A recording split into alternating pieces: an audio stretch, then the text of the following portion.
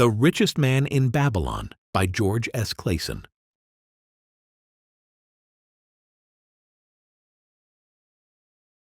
Our prosperity as a nation depends upon the personal financial prosperity of each of us as individuals. This book deals with the personal successes of each of us. Success means accomplishments as the result of our own efforts and abilities. Proper preparation is the key to our success. Our acts can be no wiser than our thoughts. Our thinking can be no wiser than our understanding. This book of cures for lean purses has been termed a guide to financial understanding. That, indeed, is its purpose, to offer those who are ambitious for financial success an insight which will aid them to acquire money, to keep money, and to make their surpluses earn more money. In the pages which follow, we are taken back to Babylon, the cradle in which was nurtured the basic principles of finance, now recognized and used the world over. To new readers, the author is happy to extend the wish that its pages may contain for them the same inspiration for growing bank accounts, greater financial successes, and the solution of difficult personal financial problems so enthusiastically reported by readers from coast to coast. To the business executives who have distributed these tales in such generous quantities to friends, relatives, employees, and associates, the author takes this opportunity to express his gratitude. No endorsement could be higher than that of practical men who appreciate its teachings because they themselves have worked up to important successes by applying the very principles it advocates. Babylon became the wealthiest city of the ancient world because its citizens were the richest people of their time. They appreciated the value of money. They practiced sound financial principles in acquiring money, keeping money, and making their money earn more money. They provided for themselves what we all desire: incomes for the future. Chapter 1. An Historical Sketch of Babylon. In the pages of history, there lives no city more glamorous than Babylon. Its very name conjures visions of wealth and splendor. Its treasures of gold and jewels were fabulous. One naturally pictures such a wealthy city as located in a suitable setting of tropical luxury, surrounded by rich natural resources of forests and mines. Such was not the case. It was located beside the Euphrates River in a flat, arid valley. It had no forests, no mines, not even stone for building. It was not even located upon a natural trade route. The rainfall was insufficient to raise crops. Babylon is an outstanding example of man's ability to achieve great objectives using whatever means are at his disposal. All of the resources supporting this large city were man-developed. All of its riches were man-made. Babylon possessed just two natural resources: a fertile soil and water in the river. With one of the greatest engineering accomplishments of this or any other day, Babylonian engineers diverted the waters from the river by means of dams and immense irrigation canals. Far out across that arid valley went these canals to pour the life-giving waters over the fertile soil. This ranks among the first engineering feats known to history. Such abundant crops as were the reward of this irrigation system the world had never seen before. Fortunately, during its long existence, Babylon was ruled by successive lines of kings to whom conquest and plunder were but incidental. While it engaged in many wars, most of these were local or defensive against ambitious conquerors from other countries who coveted the fabulous treasures of Babylon. The outstanding rulers of Babylon live in history because of their wisdom, enterprise, and justice. Babylon produced no strutting monarchs who sought to conquer the known world that all nations might pay homage to their egotism. As a city, Babylon exists no more. When those energizing human forces that built and maintained the city for thousands of years were withdrawn, it soon became a deserted ruin. The site of the city is in Asia, about 600 miles east of the Suez Canal, just north of the Persian Gulf. The latitude is about 30 degrees above the equator, practically the same as that of Yuma, Arizona. It possessed a climate similar to that of this American city, hot and dry. Today, this valley of the Euphrates, once a populous irrigated farming district, is again a windswept, arid waste. Scant grass and desert shrubs strive for existence against the wind-blown sands. Gone are the fertile fields, the mammoth cities, and the long caravans of rich merchandise. Nomadic bands of Arabs, securing a scant living by tending small herds, are the only inhabitants. Such it has been since about the beginning of the Christian era. Dotting this valley are earthen hills. For centuries they were considered by travelers to be nothing else. The attention of archaeologists were finally attracted to them because of broken pieces of pottery and brick washed down by the occasional rainstorms. Expeditions financed by European and American museums were sent here to excavate and see what could be found. Picks and shovels soon proved these hills to be ancient cities. City graves, they might well be called. Babylon was one of these. Over it, for something like 20 centuries, the winds had scattered the desert dust. Built originally of brick, all exposed walls had disintegrated and gone back to earth once more. Such is Babylon, the wealthy city, today. A heap of dirt, so long abandoned that no living person even knew its name until it was discovered by carefully removing the refuse of centuries from the streets and the fallen wreckage of its noble temples and palaces. Many scientists consider the civilization of Babylon and other cities in this valley to be the oldest of which there is a definite record. Positive dates have been proved reaching back 8,000 years. An interesting fact in this connection is the means used to determine these dates. Uncovered in the ruins of Babylon were descriptions of an eclipse of the sun. Modern astronomers readily computed the time when such an eclipse, visible in Babylon, occurred and thus established a known relationship between their calendar and our own. In this way, we have proved that 8,000 years ago, the Sumerites who inhabited Babylonia were living in walled cities. One can only conjecture for how many centuries previous such cities had existed. Their inhabitants were not mere barbarians living within protecting walls. They were an educated and enlightened people.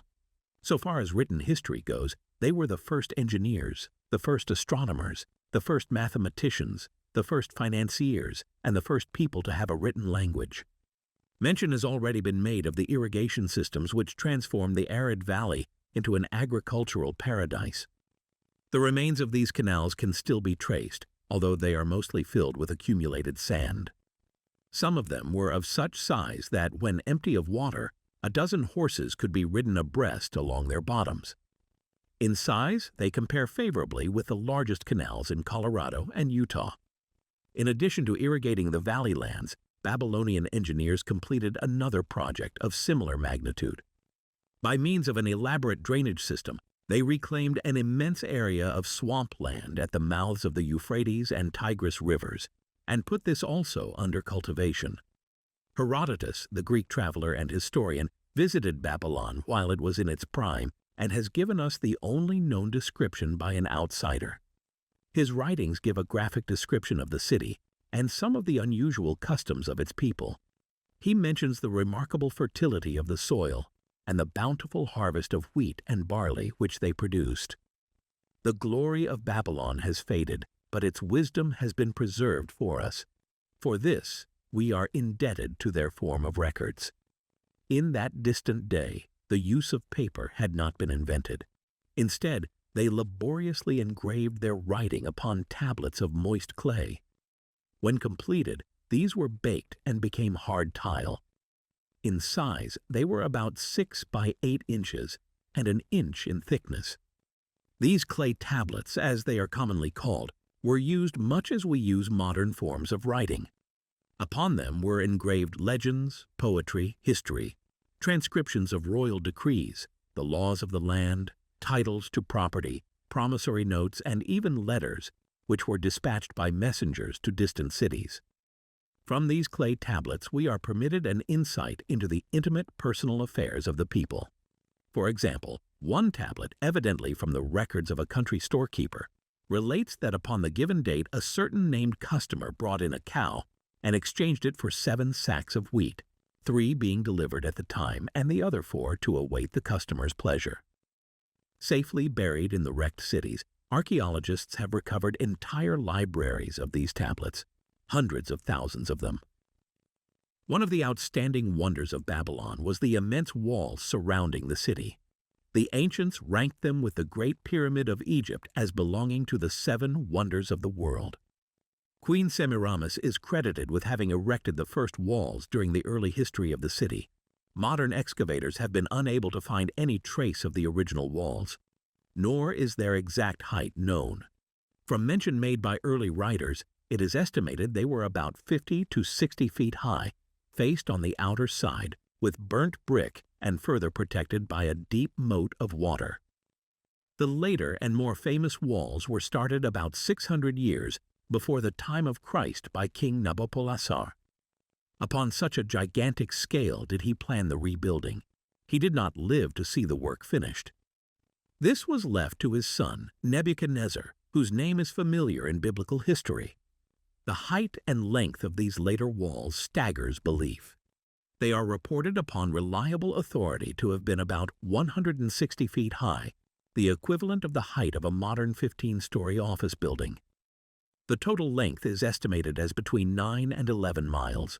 So wide was the top that a 6-horse chariot could be driven around them. Of this tremendous structure, little now remains except portions of the foundations and the moat. In addition to the ravages of the elements, the Arabs completed the destruction by quarrying the brick for building purposes elsewhere. Against the walls of Babylon marched in turn the victorious armies of almost every conqueror of that age of wars of conquest. A host of kings laid siege to Babylon, but always in vain. Invading armies of that day were not to be considered lightly. Historians speak of such units as 10,000 horsemen, 25,000 chariots, 1,200 regiments of foot soldiers, with 1,000 men to the regiment. Often 2 or 3 years of preparation would be required to assemble war materials and depots of food along the proposed line of march. The city of Babylon was organized much like a modern city. There were streets and shops. Peddlers offered their wares through residential districts. Priests officiated in magnificent temples. Within the city was an inner enclosure for the royal palaces. The walls about this were said to have been higher than those about the city. The Babylonians were skilled in the arts. These included sculpture, painting, weaving, gold working, and the manufacture of metal weapons and agricultural implements. Their jewelers created most artistic jewelry. Many samples have been recovered from the graves of its wealthy citizens and are now on exhibition in the leading museums of the world. At a very early period when the rest of the world was still hacking at trees with stone-headed axes or hunting and fighting with flint-pointed spears and arrows, the Babylonians were using axes, spears, and arrows with metal heads. The Babylonians were clever financiers and traders. So far as we know, they were the original inventors of money as a means of exchange, of promissory notes and written titles to property. Babylon was never entered by hostile armies until about 540 years before the birth of Christ. Even then, the walls were not captured. The story of the fall of Babylon is most unusual. Cyrus, one of the great conquerors of that period, intended to attack the city and hoped to take its impregnable walls. Advisors of Nabonidus, the king of Babylon, persuaded him to go forth to meet Cyrus and give him battle without waiting for the city to be besieged. In the succeeding defeat to the Babylonian army, it fled away from the city. Cyrus thereupon entered the open gates and took possession without resistance. Thereafter, the power and prestige of the city gradually waned until, in the course of a few hundred years, it was eventually abandoned, deserted, left for the winds and storms to level once again to that desert earth from which its grandeur had originally been built. Babylon had fallen, never to rise again, but to it civilization owes much. The eons of time have crumbled to dust the proud walls of its temples, but the wisdom of Babylon endures. Money is the medium by which earthly success is measured. Money makes possible the enjoyment of the best the earth affords. Money is plentiful for those who understand the simple laws which govern its acquisition. Money is governed today by the same laws which controlled it when prosperous men thronged the streets of Babylon 6,000 years ago. Chapter 2. The Man Who Desired Gold. Bansir, the chariot builder of Babylon, was thoroughly discouraged. From his seat upon the low wall surrounding his property, he gazed sadly at his simple home and the open workshop in which stood a partially completed chariot. His wife frequently appeared at the open door. Her furtive glances in his direction reminded him that the meal bag was almost empty, and he should be at work finishing the chariot, hammering and hewing, polishing and painting, stretching taut the leather over the wheel rims, preparing it for delivery so he could collect from his wealthy customer. Nevertheless, his fat, muscular body sat stolidly upon the wall. His slow mind was struggling patiently with a problem for which he could find no answer. The hot, tropical sun, so typical of this valley of the Euphrates, beat down upon him mercilessly. Beads of perspiration formed upon his brow and trickled down unnoticed to lose themselves in hairy jungle on his chest. Beyond his home towered the high terraced wall surrounding the king's palace. Nearby, cleaving the blue heavens, was the painted tower of the Temple of Bel. In the shadow of such grandeur was his simple home and many others far less neat and well cared for. Babylon was like this, a mixture of grandeur and squalor, of dazzling wealth and direst poverty, crowded together without plan or system within the protecting walls of the city. Behind him, had he cared to turn and look, the noisy chariots of the rich jostled and crowded aside the sandaled tradesmen as well as the barefooted beggars. Even the rich were forced to turn into the gutters to clear the way for the long lines of slave water carriers on the king's business, each bearing a heavy goatskin of water to be poured upon the hanging gardens. Bansir was too engrossed in his own problem to hear or heed the confused hubbub of the busy city. It was the unexpected twanging of the strings from a familiar lyre that aroused him from his reverie. He turned and looked into the sensitive, smiling face of his best friend, Kobe, the musician. "May the gods bless thee with great liberality, my good friend," began Kobe with an elaborate salute. "Yet it does appear they have already been so generous thou needest not to labor. I rejoice with thee in thy good fortune. More, I would even share it with thee. Pray, from thy purse which must be bulging else thou wouldst be busy in your shop, extract but 2 humble shekels and lend them to me until after the nobleman's feast this night. Thou wilt not miss them ere they are returned." "If I did have 2 shekels," Bansir responded gloomily, "to no one could I lend them, not even to you, my best of friends, for they would be my fortune, my entire fortune. No one lends his entire fortune, not even to his best friend." "What?" exclaimed Kobe with genuine surprise. "Thou hast not 1 shekel in thy purse, yet sit like a statue upon a wall. Why not complete that chariot? How else canst thou provide for thy noble appetite? 'Tis not like thee, my friend. Where is thy endless energy? Doth something distress thee? Have the gods brought to thee troubles?" "A torment from the gods it must be," Bansir agreed. "It began with a dream, a senseless dream, in which I thought I was a man of means. From my belt hung a handsome purse heavy with coins. There were shekels which I cast with careless freedom to the beggars. There were pieces of silver with which I did buy finery for my wife, and whatever I did desire for myself. There were pieces of gold which made me feel assured of the future, and unafraid to spend the silver. A glorious feeling of contentment was within me.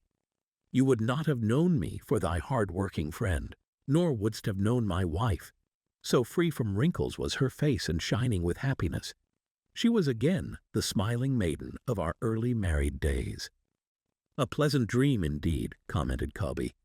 "But why should such pleasant feelings as it aroused turn thee into a glum statue upon the wall?" "Why, indeed? Because when I awoke and remembered how empty was my purse, a feeling of rebellion swept over me. Let us talk it over together, for as the sailors do say, we ride in the same boat, we two. As youngsters, we went together to the priests to learn wisdom. As young men, we shared each other's pleasures. As grown men, we have always been close friends. We have been contented subjects of our kind. We have been satisfied to work long hours and spend our earnings freely.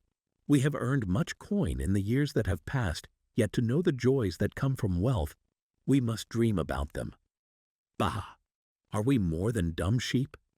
We live in the richest city in all the world. The travelers do say none equals it in wealth. About us is much display of wealth, but of it we ourselves have naught. After half a lifetime of hard labor, thou, my best of friends, hast an empty purse and sayest to me, "May I borrow such a trifle as 2 shekels until after the nobleman's feast this night?" Then what do I reply? Do I say, "Here is my purse, its contents will I gladly share"? No, I admit that my purse is as empty as thine. What is the matter? Why cannot we acquire silver and gold, more than enough for food and robes? Consider also our sons, Bensir continued. Are they not following in the footsteps of their fathers? Need they and their families and their sons' families live all their lives in the midst of such treasurers of gold, and yet, like us, be content to banquet upon sour goat's milk and porridge? Never, in all the years of our friendship, didst thou talk like this before, Bensir. Cobby was puzzled. Never in all those years did I think like this before. From early dawn until darkness stopped me, I have labored to build the finest chariots any man could make, soft-heartedly hoping some day the gods would recognize my worthy deeds and bestow upon me great prosperity. This they have never done. At last, I realize this they will never do. Therefore, my heart is sad. I wish to be a man of means. I wish to own lands and cattle, to have fine robes and coins in my purse. I am willing to work for these things with all the strength in my back, with all the skill in my hands, with all the cunning in my mind. But I wish my labors to be fairly rewarded. What is the matter with us? Again I ask you. Why cannot we have our just share of the good things so plentiful for those who have the gold with which to buy them? Would I knew an answer? Cobby replied. No better than thou am I satisfied. My earnings from my lyre are quickly gone. Often must I plan and scheme that my family be not hungry. Also, within my breast is a deep longing for a lyre large enough that it may truly sing the strains of music that do surge through my mind. With such an instrument could I make music finer than even the king has heard before. Such a lyre thou shouldst have. No man in all Babylon could make it sing more sweetly, could make it sing so sweetly not only the king but the gods themselves would be delighted. But how mayest thou secure it, while we both of us are as poor as the king's slaves? Listen to the bell. Here they come. He pointed to the long column of half-naked sweating water-bearers, plodding laboriously up the narrow street from the river. 5 abreast they marched, each bent under a heavy goatskin of water. A fine figure of a man, he who doth lead them. Cobby indicated the wearer of the bell, who marched in front without a load. A prominent man in his own country, 'tis easy to see. There are many good figures in the line, Bensir agreed, as good men as we. Tall, blond men from the north, laughing black men from the south, little brown men from the nearer countries, all marching together from the river to the gardens, back and forth, day after day, year after year. Naught of happiness to look forward to, beds of straw upon which to sleep, hard grain porridge to eat. Pity the poor brutes, Cobby. Pity them I do. Yet thou dost make me see how little better off are we, free men though we call ourselves. That is truth, Cobby, unpleasant thought though it be. We do not wish to go on year after year living slavish lives, working, getting nowhere. Might we not find out how others acquire gold and do as they do? Cobby inquired. Perhaps there is some secret we might learn, if we but sought from those who knew, replied Bensir thoughtfully. This very day, suggested Cobby, I did pass our old friend Arkad, riding in his golden chariot. This I will say, he did not look over my humble head, as many in his station might consider his right. Instead, he did wave his hand that all onlookers might see him pay greetings and bestow his smile of friendship upon Kobe, the musician. "He is claimed to be the richest man in all Babylon," Bansir mused. "So rich the king is said to seek his golden aid in affairs of the treasury," Kobe replied. "So rich," Bansir interrupted. "I fear if I should meet him in the darkness of the night, I should lay my hands upon his fat wallet." "Nonsense," reproved Kobe. "A man's wealth is not in the purse he carries. A fat purse quickly empties if there be no golden stream to refill it. Arkad has an income that constantly keeps his purse full, no matter how liberally he spends." "Income, that is the thing," ejaculated Bansir. "I wish an income that will keep flowing into my purse, whether I sit upon the wall or travel to far lands. Arkad must know how a man can make an income for himself. Dost suppose it is something he could make clear to a mind as slow as mine?" "Methinks he did teach his knowledge to his son, no, Messire?" Kobe responded. "Did he not go to Nineveh and, so it is told at the inn, become, without aid from his father, one of the richest men in that city? Kobe, thou bringest to me a rare thought." A new light gleamed in Bansir's eyes.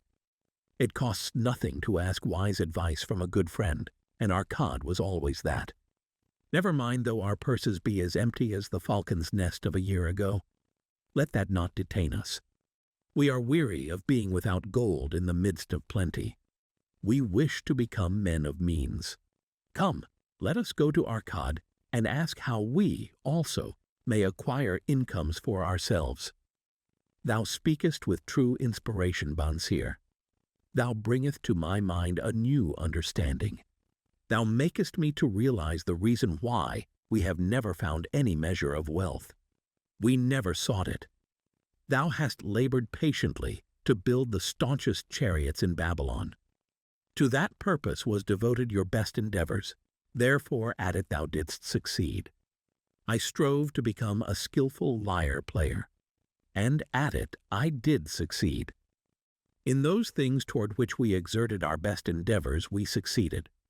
The gods were content to let us continue thus. Now, at last, we see a light, bright like that from the rising sun. It biddeth us to learn more, that we may prosper more.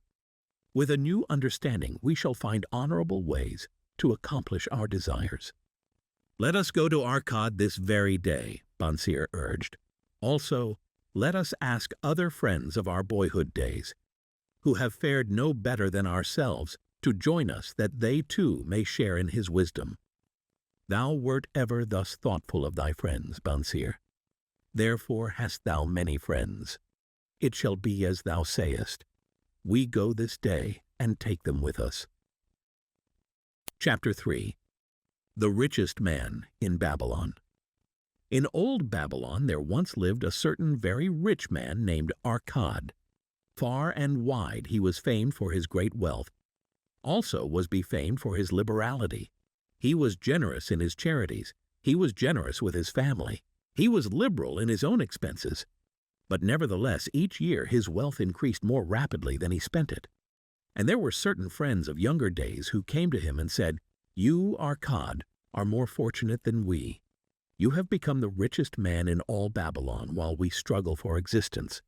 You can wear the finest garments and you can enjoy the rarest foods, while we must be content if we can clothe our families in raiment that is presentable and feed them as best we can.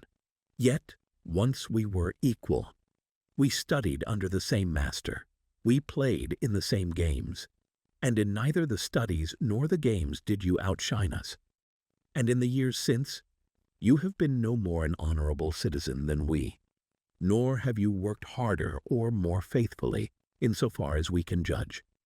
Why then should a fickle fate single you out to enjoy all the good things of life and ignore us, who are equally deserving?"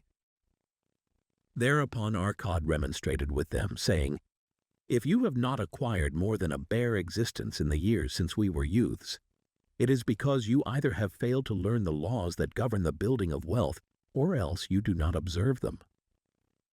fickle fate is a vicious goddess who brings no permanent good to anyone. On the contrary, she brings ruin to almost every man upon whom she showers unearned gold. She makes wanton spenders who soon dissipate all they receive and are left beset by overwhelming appetites and desires they have not the ability to gratify.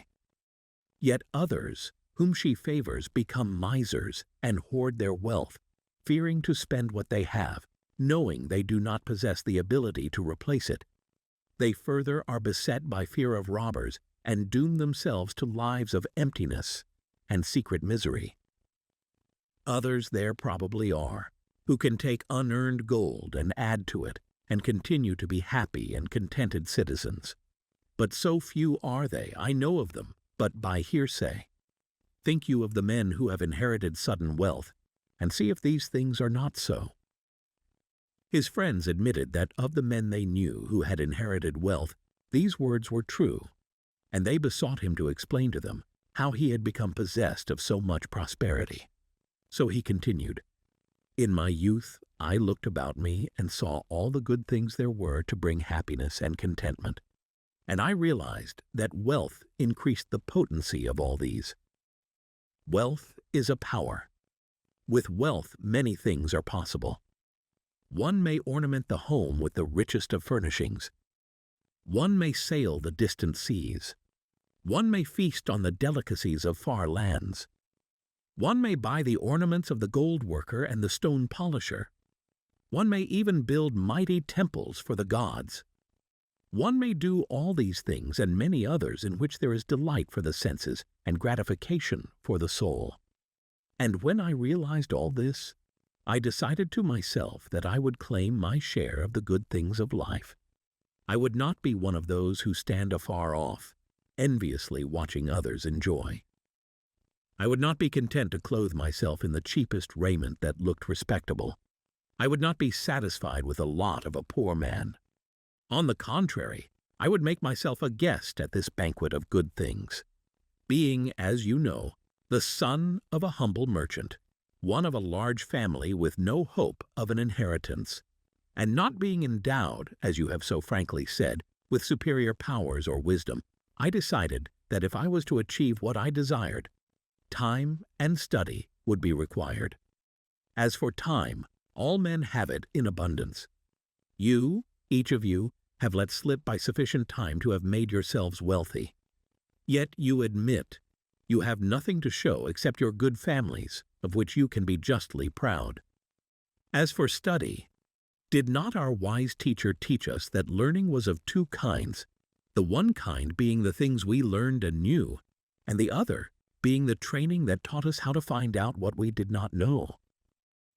Therefore did I decide to find out how one might accumulate wealth, and when I had found out, to make this my task and do it well. For is it not wise that we should enjoy while we dwell in the brightness of the sunshine? For sorrows enough shall descend upon us when we depart for the darkness of the world of spirit. I found employment as a scribe in the hall of records, and long hours each day I labored upon the clay tablets. Week after week, and month after month I labored, yet for my earnings I had naught to show. Food and clothing and penance to the gods, and other things of which I could remember not what, absorbed all my earnings. But my determination did not leave me. And one day Algamish, the moneylender, came to the house of the city master and ordered a copy of the 9th law. And he said to me, "I must have this in 2 days, and if the task is done by that time, 2 coppers will I give to thee." So I labored hard, but the law was long, and when Algamish returned the task was unfinished. He was angry, and had I been his slave, he would have beaten me. But knowing the city master would not permit him to injure me, I was unafraid, so I said to him, "Algamish, you are a very rich man. Tell me how I may also become rich, and all night I will carve upon the clay, and when the sun rises, it shall be completed." He smiled at me and replied, "You are a forward knave, but we will call it a bargain." All that night I carved, though my back pained and the smell of the wick made my head ache until my eyes could hardly see. But when he returned at sunup, The tablets were complete. "Now," I said, "tell me what you promised."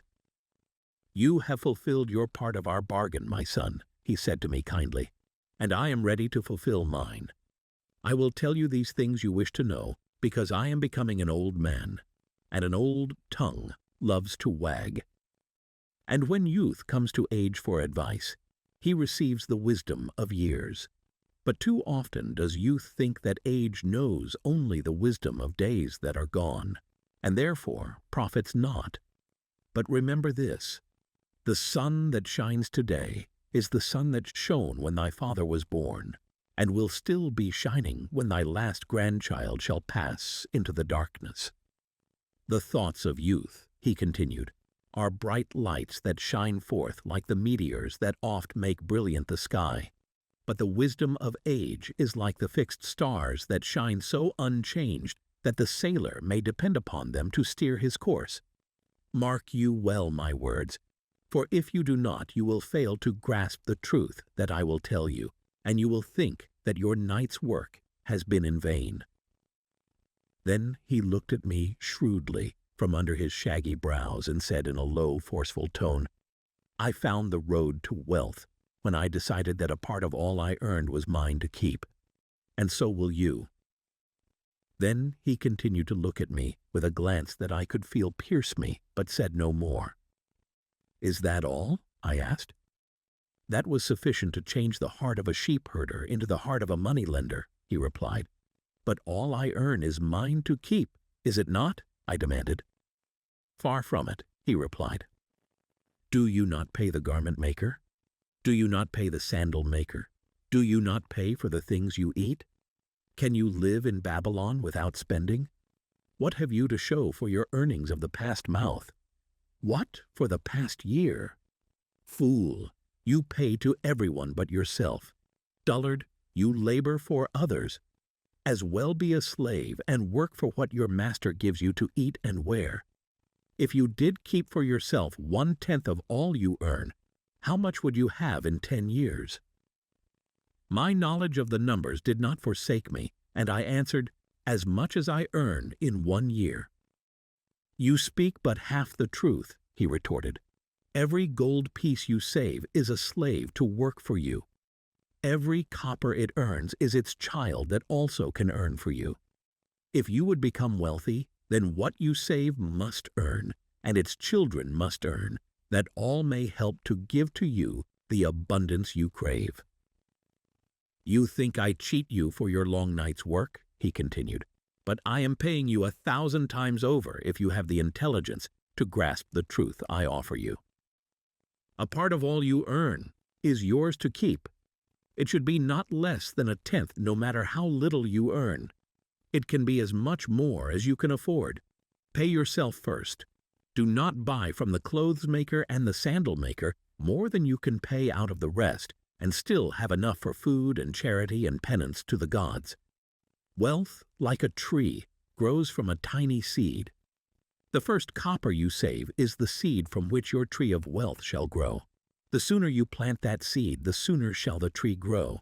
And the more faithfully you nourish and water that tree with consistent savings, the sooner may you bask in contentment beneath its shade."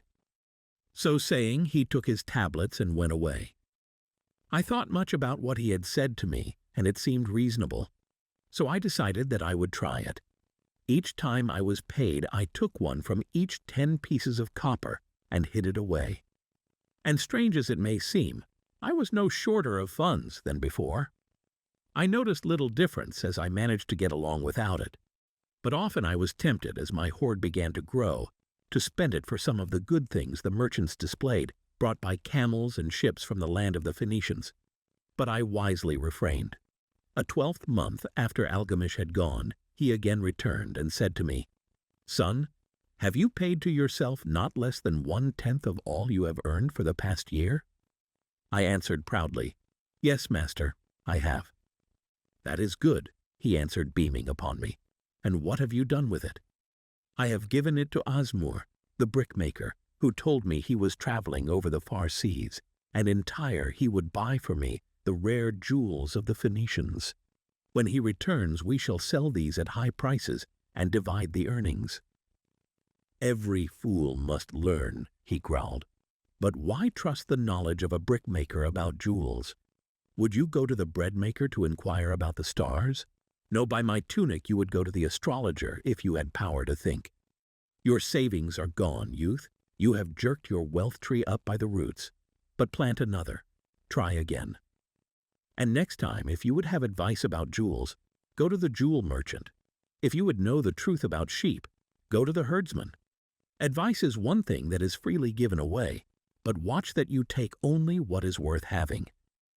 He who takes advice about his savings from one who is inexperienced in such matters shall pay with his savings for proving the falsity of their opinions." Saying this, he went away. And it was as he said, for the Phoenicians are scoundrels and sold to Asmur worthless bits of glass that looked like gems. But as Algamish had bid me, I again saved each 10th copper, for I now had formed the habit and it was no longer difficult. Again, 12 months later, Algamish came to the room of the scribes and addressed me. "What progress have you made since last I saw you?" "I have paid myself faithfully," I replied, "and my savings I have entrusted to Agar the shield-maker, to buy bronze, and each 4th month he does pay me the rental." "That is good. And what do you do with the rental?" "I do have a great feast with honey and fine wine and spiced cake. Also I have bought me a scarlet tunic, and some day I shall buy me a young ass upon which to ride." To which Algamish laughed. "You do eat the children of your savings. Then how do you expect them to work for you? And how can they have children that will also work for you? First get thee an army of golden slaves, and then many a rich banquet may you enjoy without regret." So saying, he again went away. Nor did I again see him for 2 years, when he once more returned, and his face was full of deep lines, and his eyes drooped, for he was becoming a very old man. And he said to me, "Arcad, hast thou yet achieved the wealth thou dreamed of?" And I answered, "Not yet all that I desire, but some I have, and it earns more, and its earnings earn more." "And do you still take the advice of brickmakers?" "About brick-making they give good advice," I retorted. "Arcad," he continued, "you have learned your lessons well. You first learned to live upon less than you could earn. Next you learned to seek advice from those who were competent through their own experiences to give it. And lastly, you have learned to make gold work for you. You have taught yourself how to acquire money, how to keep it, and how to use it. Therefore you are competent for a responsible position. I am becoming an old man. My sons think only of spending and give no thought to earning. My interests are great, and I fear too much for me to look after. If you will go to Nippur and look after my lands there, I shall make you my partner, and you shall share in my estate." So I went to Nippur and took charge of his holdings, which were large. And because I was full of ambition, and because I had mastered the 3 laws of successfully handling wealth, I was enabled to increase greatly the value of his properties. So I prospered much, and when the spirit of Algamish departed for the sphere of darkness, I did share in his estate, as he had arranged under the law. So spake Arcad, and when he had finished his tale, one of his friends said, "You were indeed fortunate that Algamish made of you an heir." Fortunate only in that I had the desire to prosper before I first met him. For 4 years did I not prove my definiteness of purpose by keeping 1/10 of all earned? Would you call a fisherman lucky who for years so studied the habits of the fish that with each changing wind he could cast his nets about them? Opportunity is a haughty goddess who wastes no time with those who are unprepared. You had strong willpower to keep on after you lost your first year's savings. You are unusual in that way, spoke up another. Willpower, retorted Arcad. What nonsense! Do you think willpower gives a man the strength to lift a burden the camel cannot carry, or to draw a load the oxen cannot budge? Willpower is but the unflinching purpose to carry a task you set for yourself to fulfillment. If I set for myself a task, be it ever so trifling, I shall see it through. How else shall I have confidence in myself to do important things? Should I say to myself, for 100 days as I walk across the bridge into the city, I will pick from the road a pebble and cast it into the stream? I would do it. If on the 7th day I passed by without remembering, I would not say to myself, tomorrow I will cast 2 pebbles which will do as well. Instead, I would retrace my steps and cast the pebble. Nor on the 20th day would I say to myself, Arcad, this is useless. What does it avail you to cast a pebble every day? Throw in a handful and be done with it. No, I wouldn't say that, nor do it. When I set a task for myself, I complete it. Therefore, I am careful not to start difficult and impractical tasks, because I love leisure. And then another friend spoke up and said, if what you tell is true, and it does seem, as you have said, reasonable, then being so simple, if all men did it, there would not be enough wealth to go around. Wealth grows wherever men exert energy, Arcad replied. If a rich man builds him a new palace, is the gold he pays out gone? No, the brickmaker has part of it, and the laborer has part of it, and the artist has part of it, and everyone who labors upon the house has part of it. Yet when the palace is completed, is it not worth all it cost? And is the ground upon which it stands not worth more because it is there? And is the ground that adjoins it not worth more because it is there? Wealth grows in magic ways. No man can prophesy the limit of it. Have not the Phoenicians built great cities on barren coasts with the wealth that comes from their ships of commerce on the seas? What then do you advise us to do that we also may become rich? Asked still another of his friends. The years have passed, and we are no longer young men, and we have nothing put by. I advise that you take the wisdom of Algamish and say to yourselves, a part of all I earn is mine to keep. Say it in the morning when you first arise. Say it at noon. Say it at night. Say it each hour of every day. Say it to yourself until the words stand out like letters of fire across the sky. Impress yourself with the idea. Fill yourself with the thought. Then take whatever portion seems wise. Let it be not less than 1/10 and lay it by.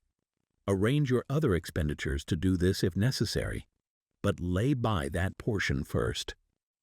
Soon you will realize what a rich feeling it is to own a treasure upon which you alone have claim.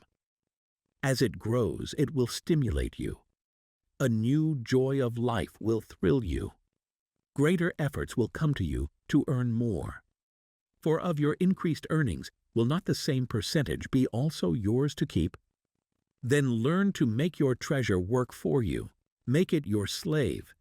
Make its children and its children's children work for you. Ensure an income for thy future. Look thou at the aged, and forget not that in the days to come thou also will be numbered among them. Therefore invest thy treasure with greatest caution, that it be not lost. Usurious rates of return are deceitful sirens that sing but to lure the unwary upon the rocks of loss and remorse. Provide also that thy family may not want, should the gods call thee to their realms. For such protection it is always possible to make provision with small payments at regular intervals. Therefore the provident man delays not in expectation of a large sum becoming available for such a wise purpose. Counsel with wise men. Seek the advice of men whose daily work is handling money. Let them save you from such an error as I myself made in entrusting my money to the judgment of Asmur, the brickmaker. A small return and a safe one is far more desirable than risk. Enjoy life while you are here. Do not overstrain or try to save too much. If 1/10 of all you earn is as much as you can comfortably keep, be content to keep this portion. Live otherwise according to your income, and let not yourself get niggardly and afraid to spend. Life is good, and life is rich with things worthwhile and things to enjoy. His friends thanked him and went away. Some were silent because they had no imagination and could not understand. Some were sarcastic because they thought that one so rich should divide with old friends not so fortunate. But some had in their eyes a new light.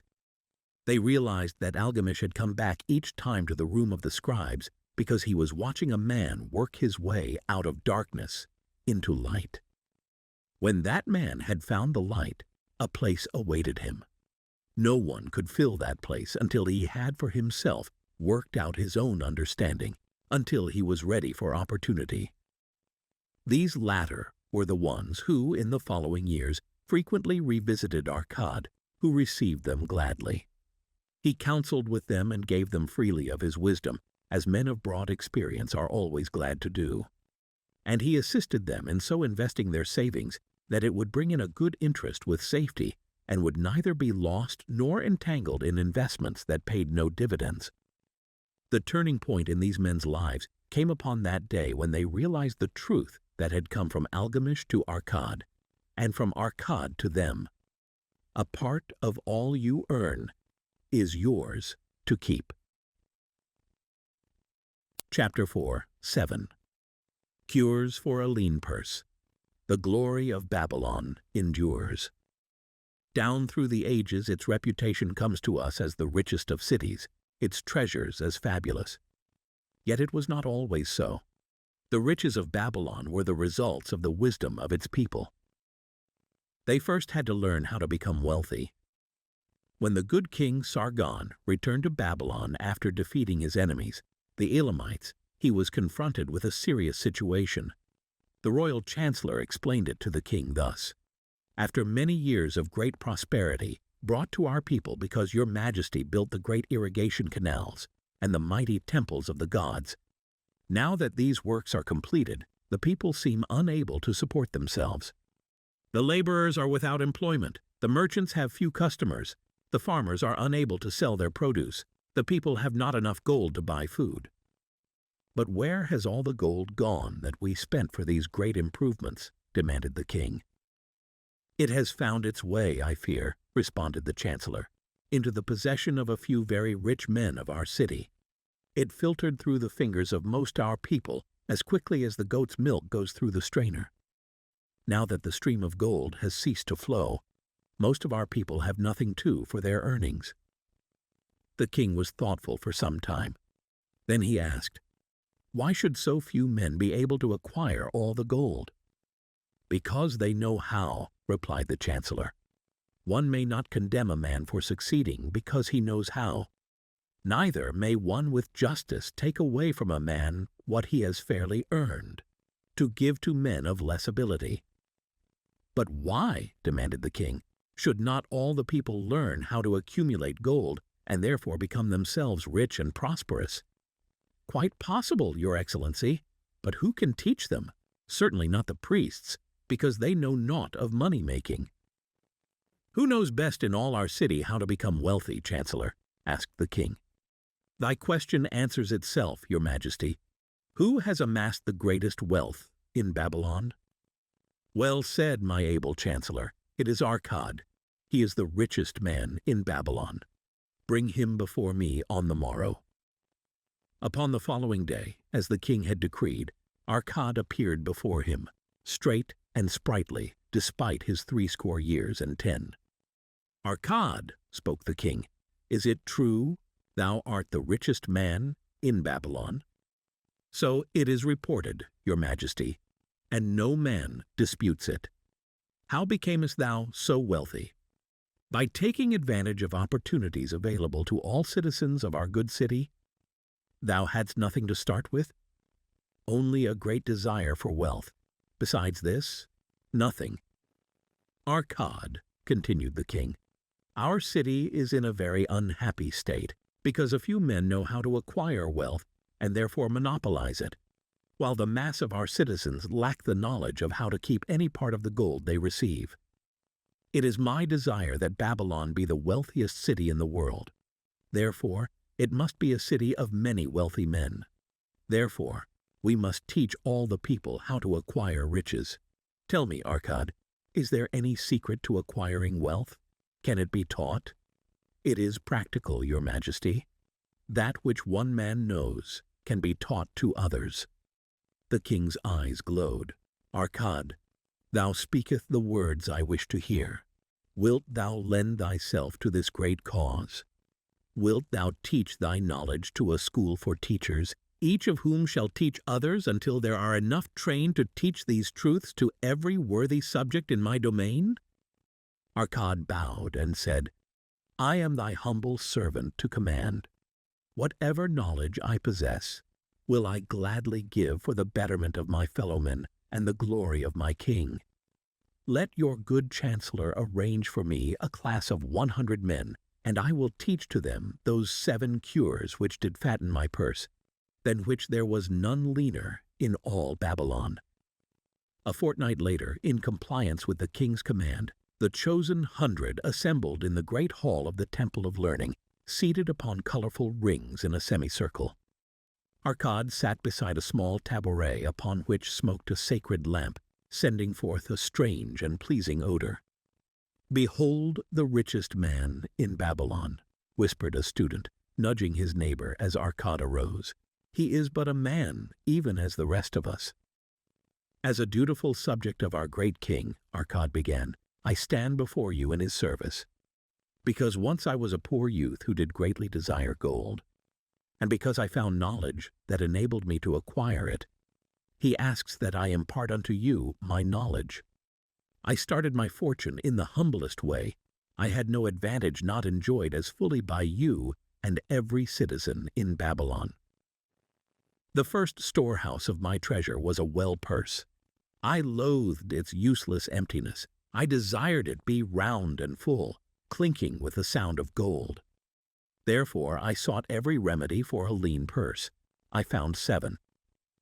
To you, who are assembled before me, shall I explain the 7 cures for a lean purse which I do recommend to all men who desire much gold.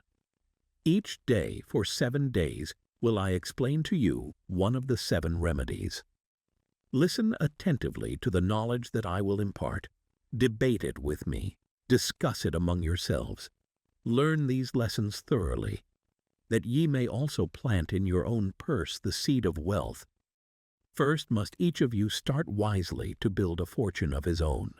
Then wilt thou be competent, and only then, to teach these truths to others. I shall teach to you in simple ways how to fatten your purses. This is the first step leading to the temple of wealth, and no man may climb who cannot plant his feet firmly upon the first step. We shall now consider the first cure. Chapter 5. The first cure. Start thy purse to fattening. Arkad addressed a thoughtful man in the second row. "My good friend, at what craft workest thou?" "I," replied the man, "am a scribe and carve records upon the clay tablets. Even at such labor did I myself earn my first coppers. Therefore thou hast the same opportunity to build a fortune."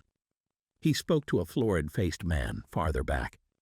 "Pray tell also, what dost thou to earn thy bread?" "I," responded this man, "am a meat butcher.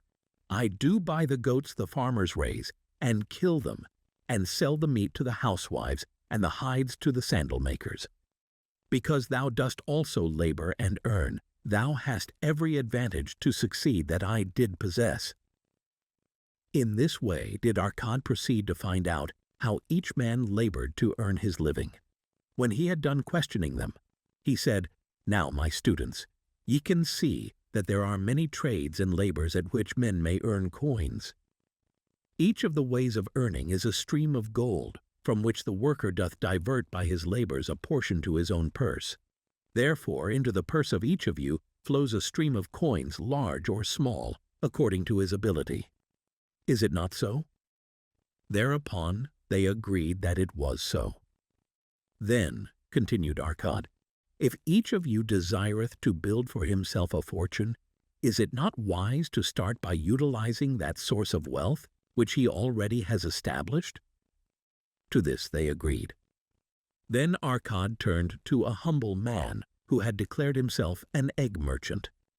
"If thou select one of thy baskets, and put into it each morning 10 eggs, and take out from it each evening 9 eggs, what will eventually happen? It will become in time overflowing. Why?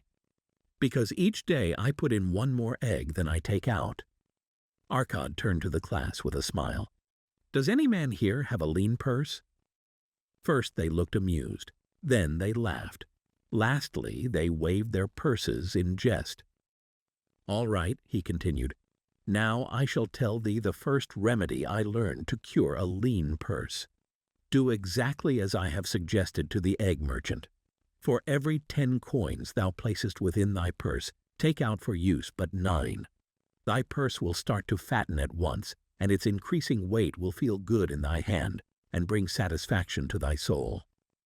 Deride not what I say because of its simplicity. Truth is always simple. I told thee I would tell how built my fortune. This was my beginning. I, too, carried a lean purse, and cursed it because there was naught within to satisfy my desires. But when I began to take out from my purse but 9 parts of 10 I put in, it began to fatten. So will thine. Now I will tell a strange truth, the reason for which I know not. When I ceased to pay out more than 9/10 of my earnings, I managed to get along just as well. I was not shorter than before. Also, ere long, did coins come to me more easily than before. Surely it is a law of the gods that unto him who keepeth and spendeth not a certain part of all his earnings shall gold come more easily. Likewise him whose purse is empty does gold avoid. Which desirest thou the most? Is it the gratification of thy desires of each day, a jewel, a bit of finery, better raiment, more food, things quickly gone and forgotten?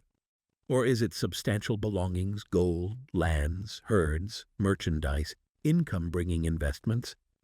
The coins thou takest from thy purse bring the first. The coins thou leavest within it will bring the latter. This, my students, was the first cure I did discover for my lean purse. For each 10 coins I put in, to spend but 9. Debate this amongst yourselves. If any man proves it untrue, tell me upon the morrow when we shall meet again. Chapter 6. The second cure. Control thy expenditures. Some of your members, my students, have asked me this. How can a man keep 1/10 of all he earns in his purse when all the coins he earns are not enough for his necessary expenses? So did Arcad address his students upon the second day. Yesterday, how many of thee carried lean purses? All of us, answered the class. Yet thou do not all earn the same. Some earn much more than others.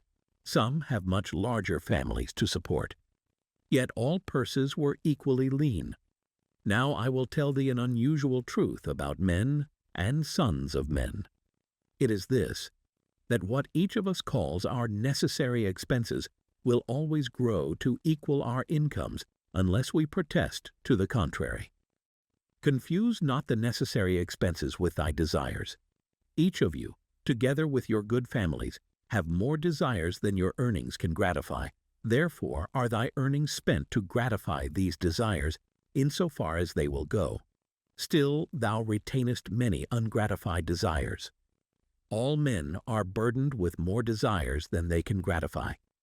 Because of my wealth thinkest thou I may gratify every desire? 'Tis a false idea. There are limits to my time. There are limits to my strength. There are limits to the distance I may travel. There are limits to what I may eat. There are limits to the zest with which I may enjoy. I say to you that just as weeds grow in a field wherever the farmer leaves space for their roots, even so freely do desires grow in men whenever there is a possibility of their being gratified. Thy desires are a multitude, and those that thou mayest gratify are but few. Study thoughtfully thy accustomed habits of living. Herein may be most often found certain accepted expenses that may wisely be reduced or eliminated. Let thy motto be 100% of appreciated value demanded for each coin spent. Therefore, engrave upon the clay each thing for which thou desirest to spend. Select those that are necessary and others that are possible through the expenditure of 9/10 of thy income. Cross out the rest and consider them but a part of that great multitude of desires that must go unsatisfied, and regret them not. Budget, then, thy necessary expenses. Touch not the 1/10 that is fattening thy purse. Let this be thy great desire that is being fulfilled. Keep working with thy budget. Keep adjusting it to help thee. Make it thy first assistant in defending thy fattening purse. Hereupon one of the students, wearing a robe of red and gold, arose and said, I am a free man. I believe that it is my right to enjoy the good things of life. Therefore do I rebel against the slavery of a budget which determines just how much I may spend, and for what. I feel it would take much pleasure from my life and make me little more than a pack-ass to carry a burden. To him Arcad replied, Who, my friend, would determine thy budget? I would make it for myself, responded the protesting one. In that case, were a pack-ass to budget his burden. Would he include therein jewels and rugs and heavy bars of gold? Not so. He would include hay and grain, and a bag of water for the desert trail. The purpose of a budget is to help thy purse to fatten. It is to assist thee to have thy necessities and, insofar as attainable, thy other desires. It is to enable thee to realize thy most cherished desires by defending them from thy casual wishes. Like a bright light in a dark cave, thy budget shows up the leaks from thy purse and enables thee to stop them and control thy expenditures for definite and gratifying purposes. This, then, is the second cure for a lean purse. Budget thy expenses that thou mayest have coins to pay for thy necessities, to pay for thy enjoyments, and to gratify thy worthwhile desires without spending more than 9/10 of thy earnings. Chapter 7. The third cure. Make thy gold multiply. Behold, thy lean purse is fattening. Thou hast disciplined thyself to leave therein 1/10 of all thou earnest. Thou hast controlled thy expenditures to protect thy growing treasure. Next, we will consider means to put thy treasure to labor and to increase. Gold in a purse is gratifying to own and satisfieth a miserly soul, but earns nothing. The gold we may retain from our earnings is but the start. The earnings it will make shall build our fortunes.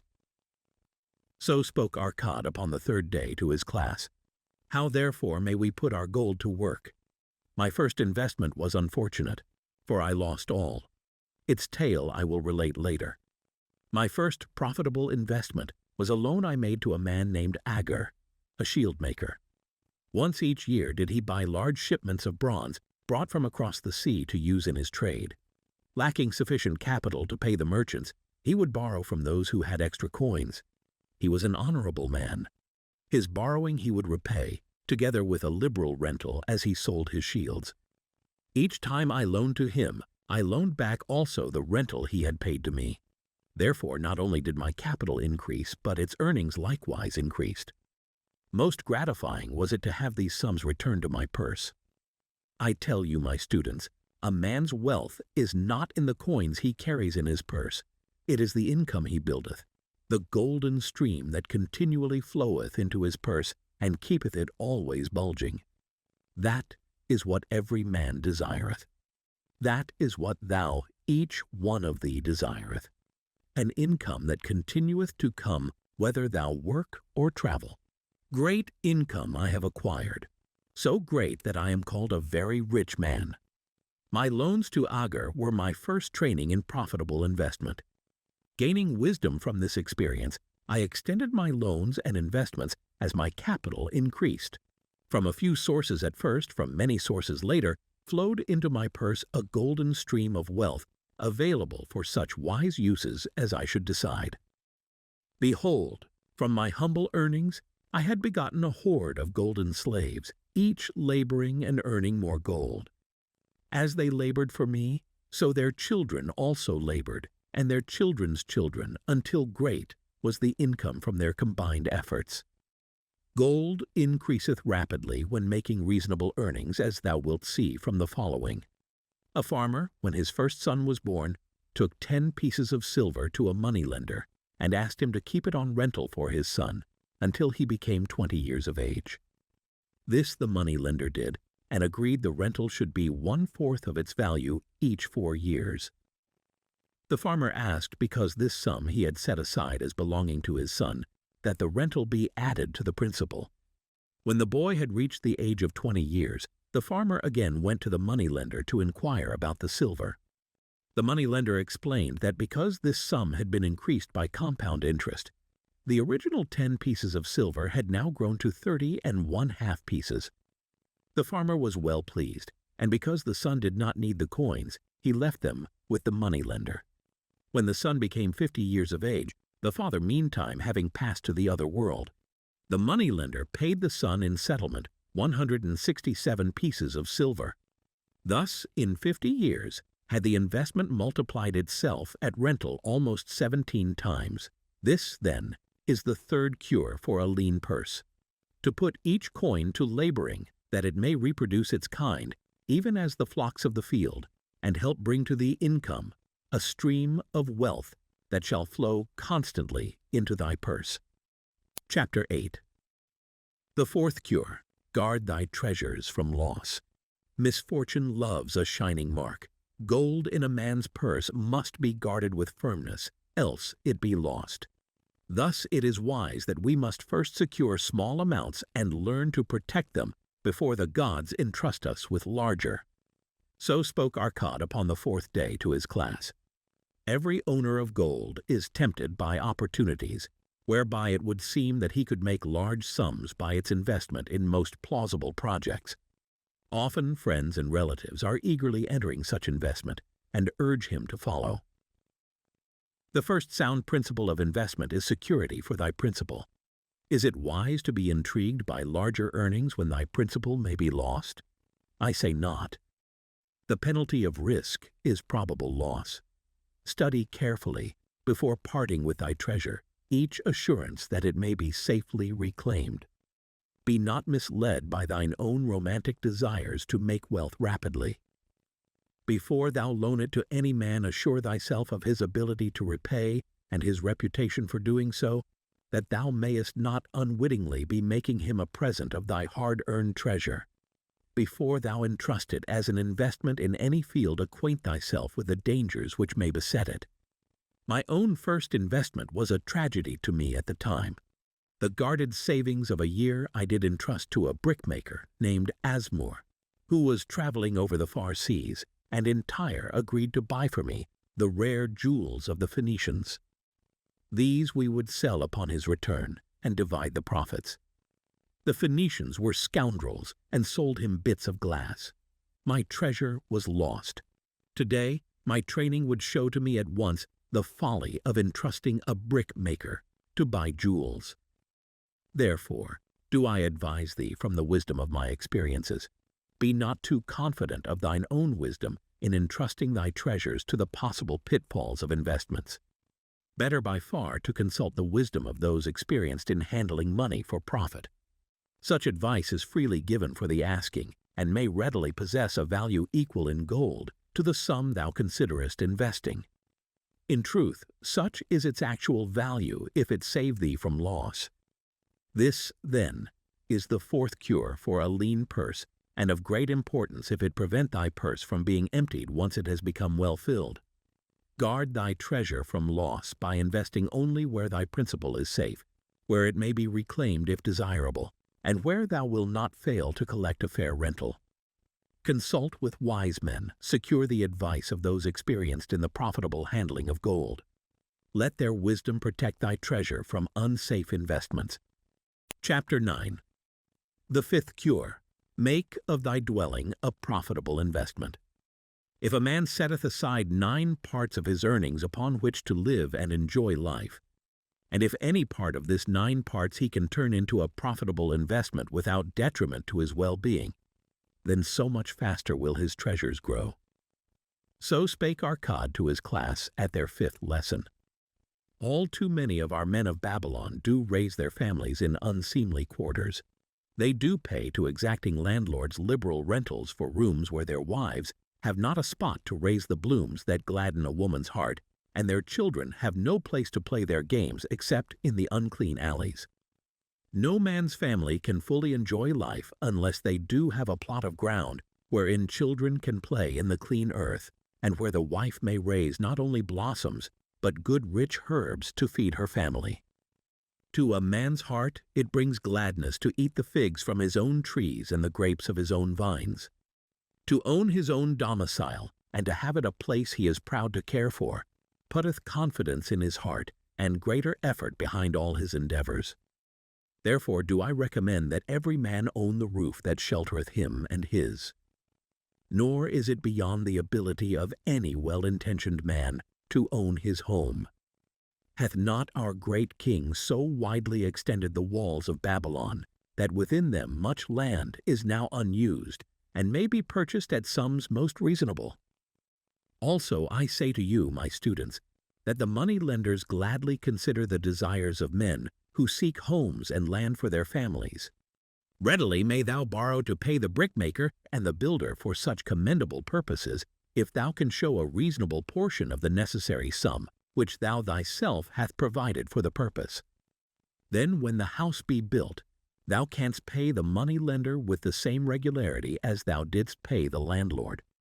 Because each payment will reduce thy indebtedness to the money-lender, a few years will satisfy his loan. Then will thy heart be glad because thou wilt own in thy own right a valuable property, and thy only cost will be the king's taxes. Also wilt thy good wife go more often to the river to wash thy robes, that each time returning she may bring a goat-skin of water to pour upon the growing things. Thus come many blessings to the man who owneth his own house, and greatly will it reduce his cost of living, making available more of his earnings for pleasures and the gratification of his desires. This, then, is the fifth cure for a lean purse. Own thy own home. Chapter 10. The sixth cure. Ensure a future income. The life of every man proceedeth from his childhood to his old age. This is the path of life, and no man may deviate from it unless the gods call him prematurely to the world beyond. Therefore do I say that it behooves a man to make preparation for a suitable income in the days to come, when he is no longer young, and to make preparations for his family should he be no longer with them, to comfort and support them. This lesson shall instruct thee in providing a full purse when time has made thee less able to learn. So Arcad addressed his class upon the sixth day. The man, who because of his understanding of the laws of wealth acquireth a growing surplus, should give thought to those future days. He should plan certain investments or provision that may endure safely for many years, yet will be available when the time arrives which he has so wisely anticipated. There are diverse ways by which a man may provide with safety for his future. He may provide a hiding place and there bury a secret treasure. Yet no matter with what skill it be hidden, it may nevertheless become the loot of thieves. For this reason, I recommend not this plan. A man may buy houses or lands for this purpose. If wisely chosen as to their usefulness and value in the future, they are permanent in their value, and their earnings or their sale will provide well for his purpose. A man may loan a small sum to the moneylender and increase it at regular periods. The rental which the moneylender adds to this will largely add to its increase. I do know a sandal maker named Ansan, who explained to me not long ago that each week for 8 years he had deposited with his moneylender 2 pieces of silver. The moneylender had but recently given him an accounting over which he greatly rejoiced. The total of his small deposits with their rental at the customary rate of 1/4 their value for each 4 years had now become 1,040 pieces of silver.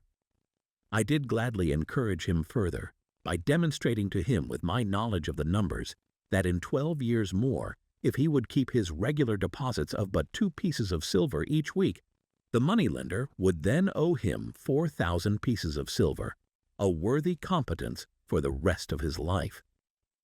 Surely, when such a small payment made with regularity doth produce such profitable results, no man can afford not to ensure a treasure for his old age and the protection of his family, no matter how prosperous his business and his investments may be. I would that I might say more about this. In my mind rests a belief that some day wise-thinking men will devise a plan to insure against death, whereby many men pay in but a trifling sum regularly, the aggregate making a handsome sum for the family of each member who passeth to the beyond.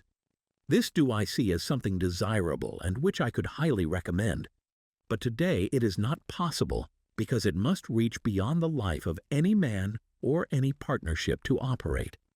It must be as stable as the king's throne.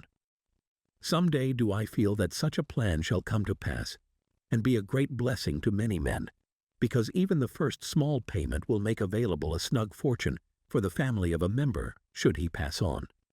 But because we live in our own day and not in the days which are to come, must we take advantage of those means and ways of accomplishing our purposes.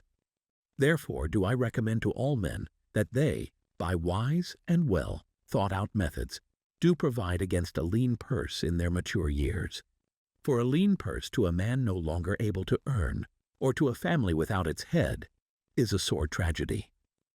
This, then, is the sixth cure for a lean purse. Provide in advance for the needs of thy growing age and the protection of thy family. Chapter 11. The seventh cure. Increase thy ability to earn. This day do I speak to thee, my students, of one of the most vital remedies for a lean purse. Yet I will talk not of gold, but of yourselves, of the men beneath the robes of many colors who do sit before me. I will talk to you of those things within the minds and lives of men which do work for or against their success. So did Arcad address his class upon the seventh day. Not long ago came to me a young man seeking to borrow. When I questioned him the cause of his necessity, he complained that his earnings were insufficient to pay his expenses. Thereupon I explained to him, this being the case, he was a poor customer for the money-lender, as he possessed no surplus earning capacity to repay the loan. What you need, young man, I told him, is to earn more coins. What dost thou to increase thy capacity to earn? All that I can do, he replied. 6 times within 2 moons have I approached my master to request my pay be increased, but without success. No man can go oftener than that. We may smile at his simplicity, yet he did possess one of the vital requirements to increase his earnings. Within him was a strong desire to earn more, a proper and commendable desire. Preceding accomplishment must be desire. Thy desires must be strong and definite. General desires are but weak longings. For a man to wish to be rich is of little purpose. For a man to desire 5 pieces of gold is a tangible desire which he can press to fulfillment. After he has backed his desire for 5 pieces of gold with strength of purpose to secure it, next he can find similar ways to obtain 10 pieces and then 20 pieces and later 1,000 pieces, and behold, he has become wealthy. In learning to secure his one definite small desire, he hath trained himself to secure a larger one. This is the process by which wealth is accumulated, first in small sums, then in larger ones, as a man learns and becomes more capable. Desires must be simple and definite. They defeat their own purpose should they be too many, too confusing, or beyond a man's training to accomplish. As a man perfecteth himself in his calling, even so doth his ability to earn increase. In those days when I was a humble scribe, carving upon the clay for a few coppers each day, I observed that other workers did more than I, and were paid more. Therefore did I determine that I would be exceeded by none, nor did it take long for me to discover the reason for their greater success. More interest in my work, more concentration upon my task, more persistence in my effort, and behold, few men could carve more tablets in a day than I. With reasonable promptness my increased skill was rewarded, nor was it necessary for me to go 6 times to my master to request recognition. The more of wisdom we know, the more we may earn. That man who seeks to learn more of his craft shall be richly rewarded. If he is an artisan, he may seek to learn the methods and the tools of those most skillful in the same line. If he laboreth at the law or at healing, he may consult and exchange knowledge with others of his calling. If he be a merchant, He may continually seek better goods that can be purchased at lower prices. Always do the affairs of man change and improve, because keen-minded men seek greater skill, that they may better serve those upon whose patronage they depend. Therefore I urge all men to be in the front rank of progress, and not to stand still, lest they be left behind. Many things come to make a man's life rich with gainful experiences. Such things as the following a man must do if he respect himself. He must pay his debts with all the promptness within his power, not purchasing that for which he is unable to pay. He must take care of his family that they may think and speak well of him. He must make a will of record, that in case the gods call him, proper and honorable division of his property be accomplished. He must have compassion upon those who are injured and smitten by misfortune, and aid them within reasonable limits. He must do deeds of thoughtfulness to those dear to him. Thus the seventh and last remedy for a lean purse is to cultivate thy own powers, to study and become wiser, to become more skillful, to so act as to respect thyself. Thereby shalt thou acquire confidence in thyself to achieve thy carefully considered desires. These, then, are the 7 cures for a lean purse, which, out of the experience of a long and successful life, I do urge for all men who desire wealth. There is more gold in Babylon, my students, than thou dreamest of. There is abundance for all. Go thou forth and practice these truths, that thou mayest prosper and grow wealthy, as is thy right. Go thou forth and teach these truths, that every honorable subject of his majesty may also share liberally in the ample wealth of our beloved city. Chapter 12. Meet the Goddess of Good Luck. If a man be lucky, there is no foretelling the possible extent of his good fortune. Pitch him into the Euphrates, and like as not, he will swim out with a pearl in his hand. Babylonian. Proverb. The desire to be lucky is universal. It was just as strong in the breasts of men 4,000 years ago in ancient Babylon as it is in the hearts of men today. We all hope to be favored by the whimsical goddess of good luck. Is there some way we can meet her and attract not only her favorable attention, but her generous favors? Is there a way to attract good luck? That is just what the men of ancient Babylon wished to know. It is exactly what they decided to find out. They were shrewd men and keen thinkers. That explains why their city became the richest and most powerful city of their time. In that distant past, they had no schools or colleges. Nevertheless, they had a center of learning, and a very practical one it was. Among the towered buildings in Babylon was one that ranked in importance with the palace of the king, the hanging gardens, and the temples of the gods. You will find scant mention of it in the history books, more likely no mention at all, yet it exerted a powerful influence upon the thought of that time. This building was the Temple of Learning, where the wisdom of the past was expounded by voluntary teachers and where subjects of popular interest were discussed in open forums. Within its walls all men met as equals. The humblest of slaves could dispute with impunity the opinions of a prince of the royal house.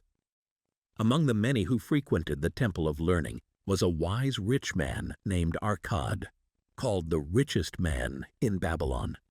He had his own special hall where almost any evening a large group of men, some old, some very young, but mostly middle-aged, gathered to discuss and argue interesting subjects.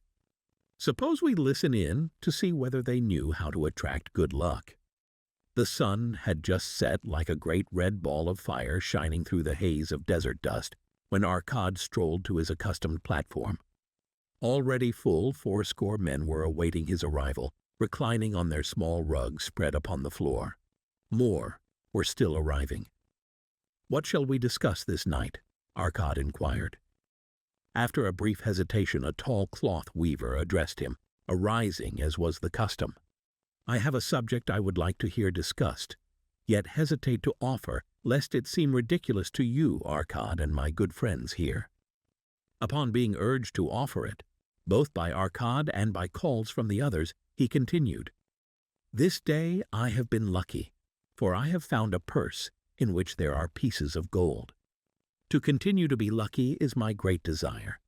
Feeling that all men share with me this desire, I do suggest we debate how to attract good luck, that we may discover ways it can be enticed to one."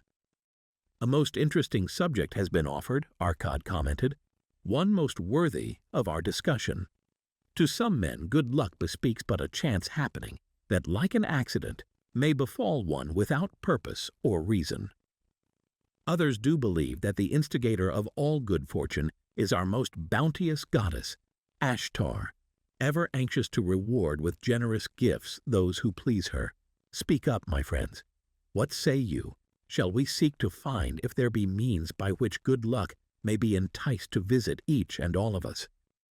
"Yea, yea, and much of it," responded the growing group of eager listeners. Thereupon Arcad continued, "To start our discussion, let us first hear from those among us who have enjoyed experiences similar to that of the cloth weaver in finding or receiving, without effort upon their part, valuable treasures or jewels." There was a pause in which all looked about expecting someone to reply, but no one did. "What, no one?" Arcad said. "Then rare indeed must be this kind of good luck. Who now will offer a suggestion as to where we shall continue our search?" "That I will do," spoke a well-robed young man, arising. "When a man speaketh of luck, is it not natural that his thoughts turn to the gaming tables? Is it not there we find many men courting the favor of the goddess, in hope she will bless them with rich winnings?" As he resumed his seat, a voice called, "Do not stop. Continue thy story. Tell us, didst thou find favor with the goddess at the gaming tables? Did she turn the cubes with red side up, so thou filled thy purse at the dealer's expense? Or did she permit the blue sides to come up, so the dealer raked in thy hard-earned pieces of silver?" The young man joined the good-natured laughter, then replied, "I am not averse to admitting she seemed not to know I was even there. But how about the rest of you? Have you found her waiting about such places to roll the cubes in your favor? We are eager to hear as well as to learn." "A wise start," broke in Arcad. "We meet here to consider all sides of each question. To ignore the gaming table would be to overlook an instinct common to most men, the love of taking a chance with a small amount of silver in the hope of winning much gold." "That doth remind me of the races but yesterday," called out another listener. "If the goddess frequents the gaming tables, certainly she does not overlook the races where the gilded chariots and the foaming horses offer far more excitement. Tell us honestly, Arcad, didst she whisper to you to place your bet upon those gray horses from Nineveh yesterday? I was standing just behind thee, and could scarce believe my ears, when I heard thee place thy bet upon the grays. Thou knowest as well as any of us that no team in all Assyria can beat our beloved bays in a fair race. Didst the goddess whisper in thy ear to bet upon the grays, because at the last turn the inside black would stumble and so interfere with our bays that the grays would win the race and score an unearned victory?" Arcad smiled indulgently at the banter. "What reason have we to feel the good goddess would take that much interest in any man's bet upon a horse race? To me, she is a goddess of love and dignity, whose pleasure it is to aid those who are in need and to reward those who are deserving. I look to find her, not at the gaming tables or the races where men lose more gold than they win, but in other places where the doings of men are more worthwhile and more worthy of reward. In tilling the soil, in honest trading, in all of man's occupations, there is opportunity to make a profit upon his efforts and his transactions. Perhaps not all the time will he be rewarded, because sometimes his judgment may be faulty, and other times the winds and the weather may defeat his efforts. Yet if he persists, he may usually expect to realize his profit. This is so because the chances of profit are always in his favor. But when a man playeth the games, the situation is reversed, for the chances of profit are always against him and always in favor of the gamekeeper. The game is so arranged that it will always favor the keeper. It is his business at which he plans to make a liberal profit for himself from the coins bet by the players. Few players realize how certain are the gamekeeper's profits and how uncertain are their own chances to win. For example, let us consider wagers placed upon the cube. Each time it is cast, we bet which side will be uppermost. If it be the red side, the game master pays to us 4 times our bet.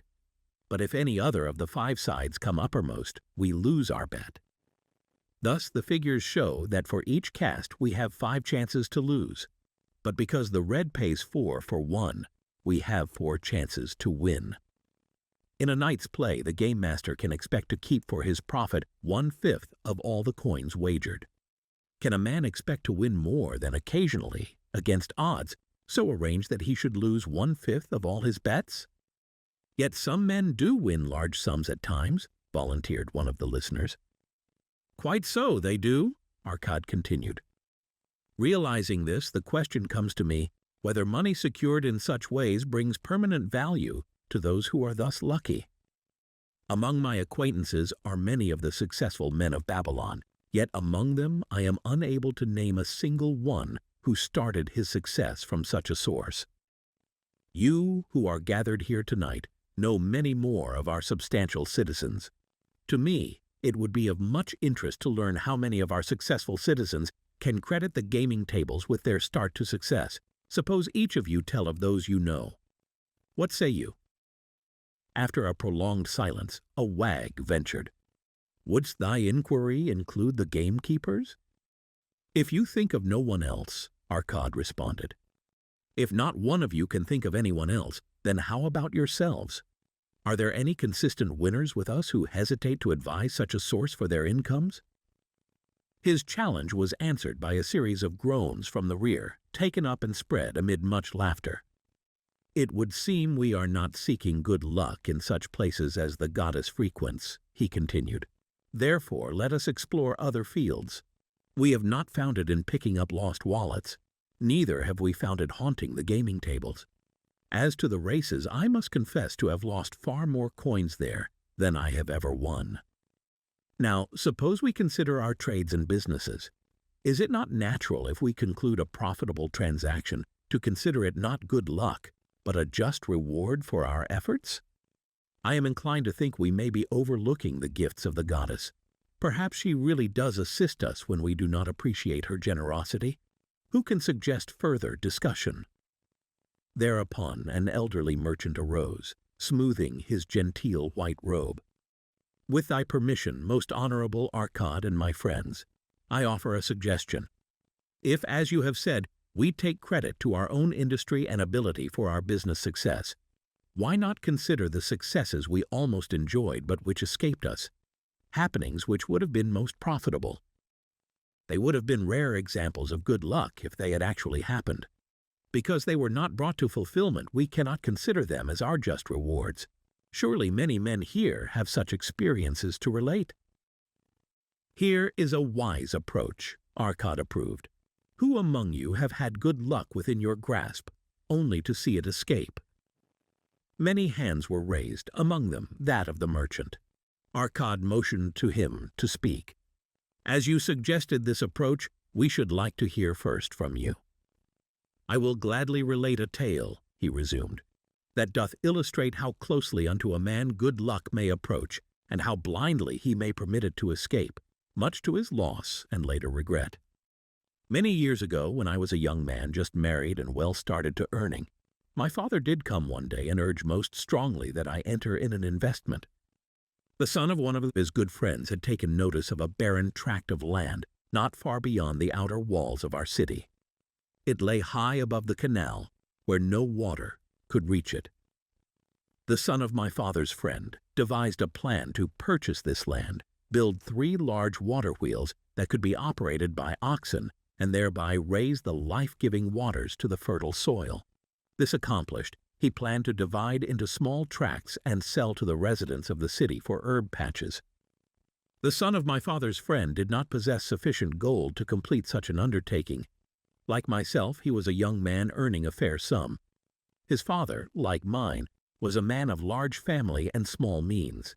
He, therefore, decided to interest a group of men to enter the enterprise with him.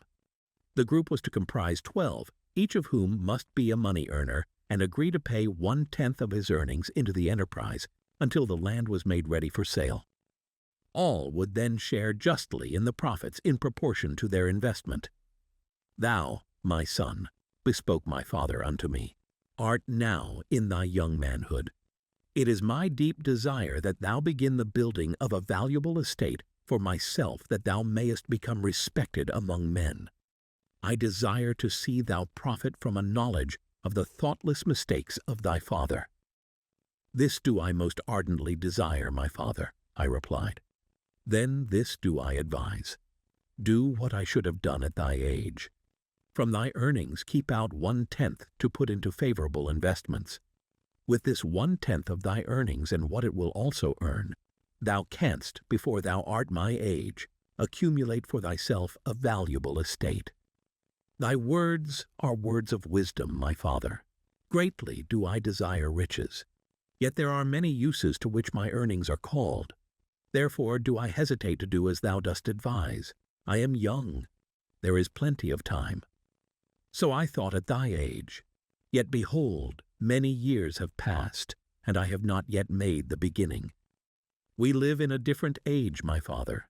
I shall avoid thy mistakes. Opportunity stands before thee, my son. It is offering a chance that may lead to wealth. I beg of thee, do not delay. Go upon the morrow to the son of my friend, and bargain with him to pay 10% of thy earnings into this investment. Go promptly upon the morrow. Opportunity waits for no man. Today it is here, soon it is gone. Therefore, delay not." In spite of the advice of my father, I did hesitate.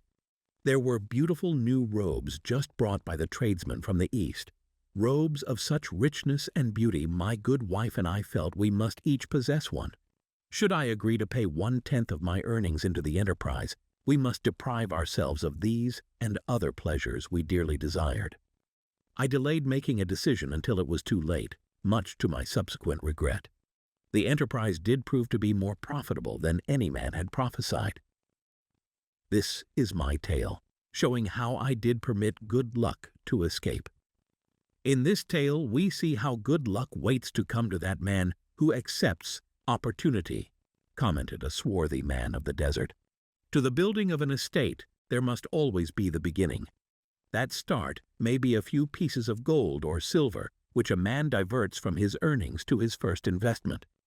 I, myself, am the owner of many herds. The start of my herds I did begin when I was a mere boy, and did purchase with 1 piece of silver a young calf. This, being the beginning of my wealth, was of great importance to me. To take his first start to building an estate is as good luck as can come to any man.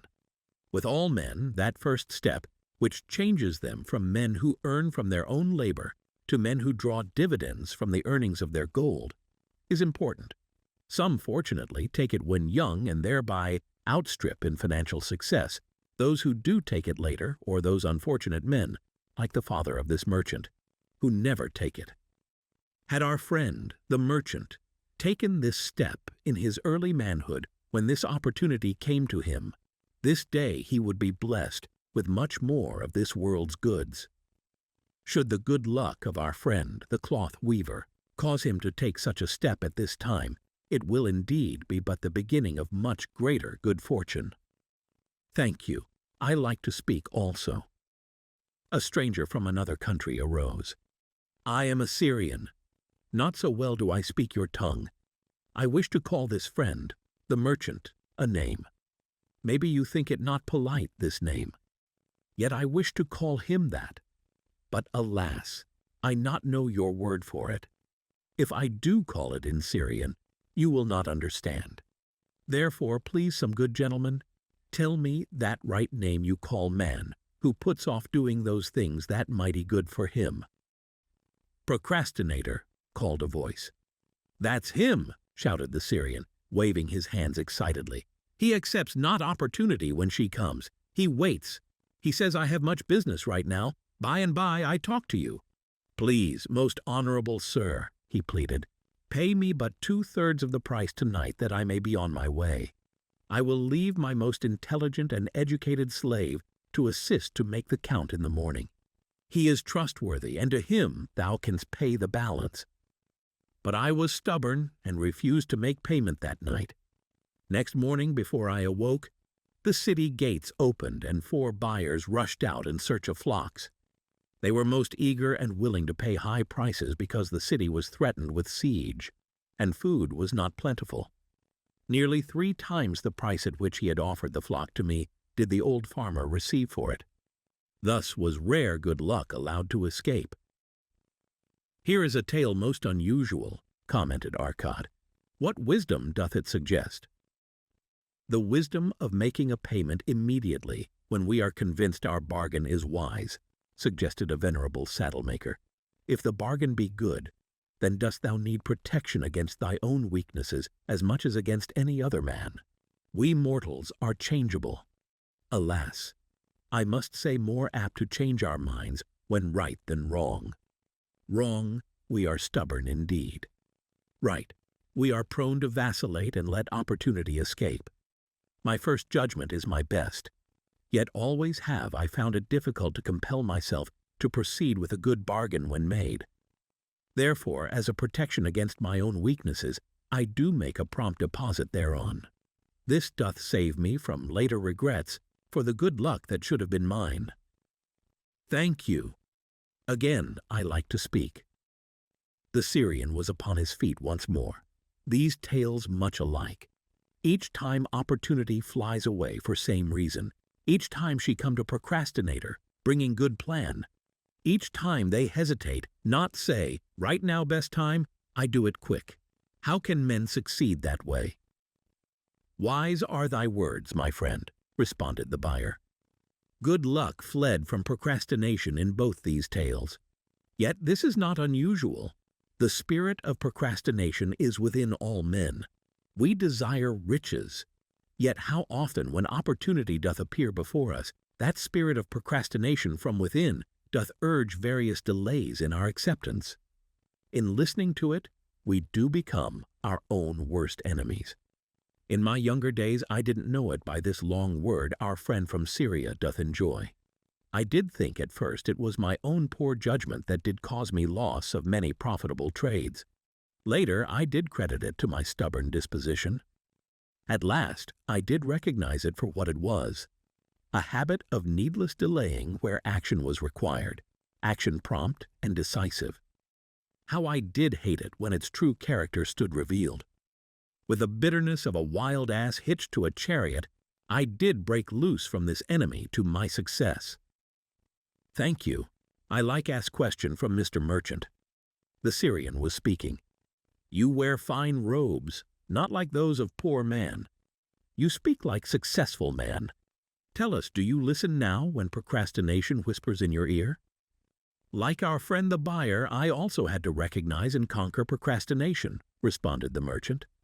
To me, it proved to be an enemy, ever watching and waiting to thwart my accomplishments. The tale I did relate is but one of many similar instances I could tell to show how it drove away my opportunities. 'Tis not difficult to conquer, once understood. No man willingly permits the thief to rob his bins of grain. Nor does any man willingly permit an enemy to drive away his customers and rob him of his profits. When once I did recognize that such acts as these my enemy was committing, with determination I conquered him. So must every man master his own spirit of procrastination before he can expect to share in the rich treasures of Babylon. What sayest, Arcad? Because thou art the richest man in Babylon, many do proclaim thee to be the luckiest. Dost agree with me that no man can arrive at a full measure of success until he hath completely crushed the spirit of procrastination within him? It is even as thou sayest, Arcad admitted. During my long life I have watched generation following generation, marching forward along those avenues of trade, science, and learning that lead to success in life. Opportunities came to all these men. Some grasped theirs and moved steadily to the gratification of their deepest desires, but the majority hesitated, faltered, and fell behind. Arkad turned to the cloth weaver. Thou didst suggest that we debate good luck. Let us hear what thou now thinkest upon the subject. I do see good luck in a different light. I had thought of it as something most desirable that might happen to a man without effort upon his part.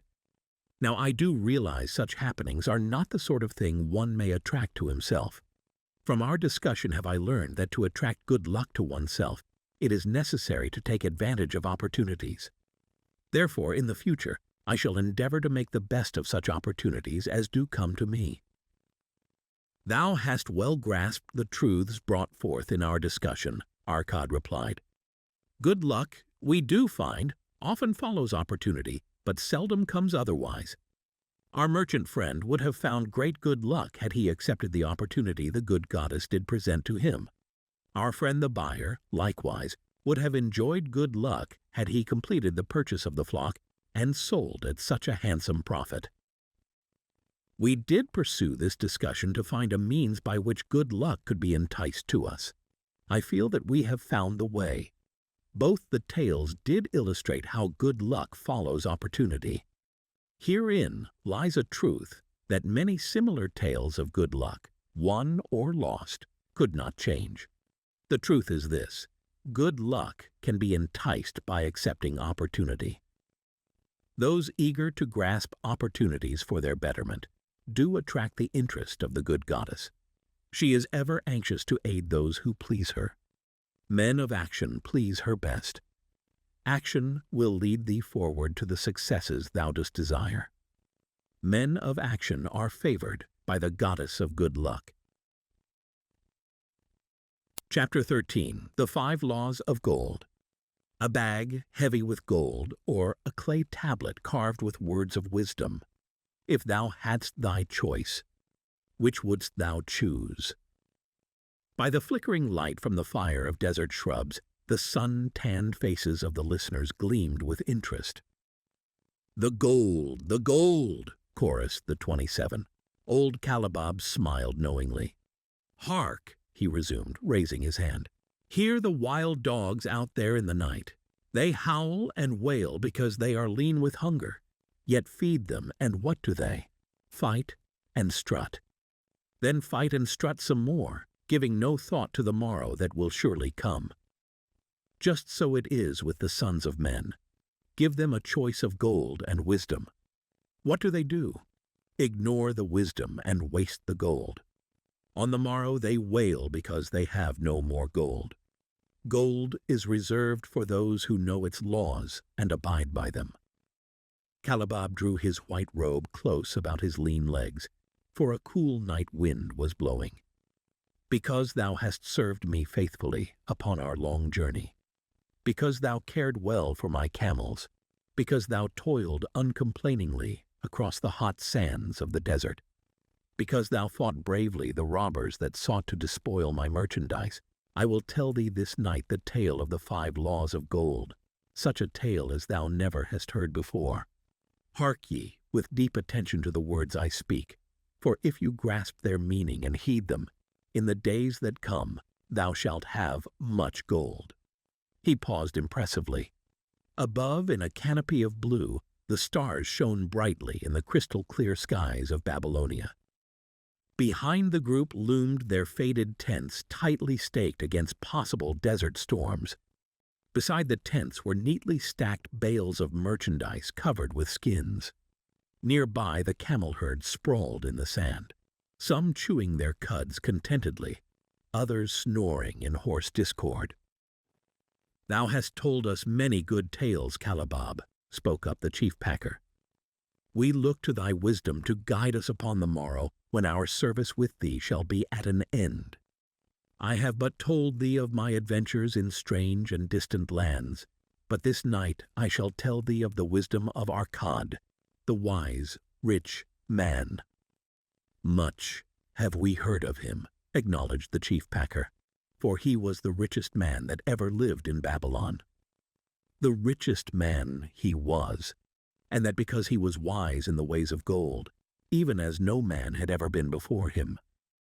This night shall I tell you of his great wisdom, as it was told to me by Nomasir, his son, many years ago in Nineveh, when I was but a lad. My master and myself had tarried long into the night in the palace of Nomasir. I had helped my master bring great bundles of fine rugs, each one to be tried by Nomasir until his choice of colors was satisfied. At last he was well pleased, and commanded us to sit with him, and to drink a rare vintage odorous to the nostrils, and most warming to my stomach, which was unaccustomed to such a drink. Then did he tell us this tale of the great wisdom of Arkad, his father, even as I shall tell it to you. In Babylon it is the custom, as you know, that the sons of wealthy fathers live with their parents in expectation of inheriting the estate. Arkad did not approve of this custom. Therefore, when Nomasir reached man's estate, he sent for the young man and addressed him. My son, it is my desire that thou succeed to my estate. Thou must, however, first prove that thou art capable of wisely handling it. Therefore, I wish that thou go out into the world and show thy ability both to acquire gold and to make thyself respected among men. To start thee well, I will give thee two things of which I myself was denied when I started as a poor youth to build up a fortune. First, I give thee this bag of gold. If thou use it wisely, it will be the basis of thy future success. Second, I give thee this clay tablet upon which is carved the 5 laws of gold. If thou dost but interpret them in thy own acts, they shall bring thee competence and security. 10 years from this day, come thou back to the house of thy father, and give account of thyself. If thou prove worthy, I will then make thee the heir to my estate. Otherwise, I will give it to the priests, that they may barter for my soul the land consideration of the gods. So Nomasir went forth to make his own way, taking his bag of gold, the clay tablet carefully wrapped in silken cloth, his slave and the horses upon which they rode. The 10 years passed, and Nomasir, as he had agreed, returned to the house of his father, who provided a great feast in his honor, to which he invited many friends and relatives. After the feast was over, the father and mother mounted their throne-like seats at one side of the great hall, and Nomasir stood before them to give an account of himself, as he had promised his father. It was evening. The room was hazy with smoke from the wicks of the oil lamps that but dimly lighted it. Slaves in white woven jackets and tunics fanned the humid air rhythmically with long-stemmed palm leaves. A stately dignity colored the scene. The wife of Nomasir and his 2 young sons with friends and other members of the family sat upon rugs behind him, eager listeners. "My father," he began deferentially, "I bow before thy wisdom. 10 years ago, when I stood at the gates of manhood, thou bade me go forth and become a man among men, instead of remaining a vassal to thy fortune. Thou gave me liberally of thy gold. Thou gave me liberally of thy wisdom. Of the gold, alas, I must admit of a disastrous handling. It fled indeed from my inexperienced hands, even as a wild hare flees at the first opportunity from the youth who captures it." The father smiled indulgently. "Continue, my son. Thy tale interests me in all its details." "I decided to go to Nineveh, as it was a growing city, believing that I might find there opportunities. I joined a caravan and among its members made numerous friends. 2 well-spoken men who had a most beautiful white horse as fleet as the wind were among these.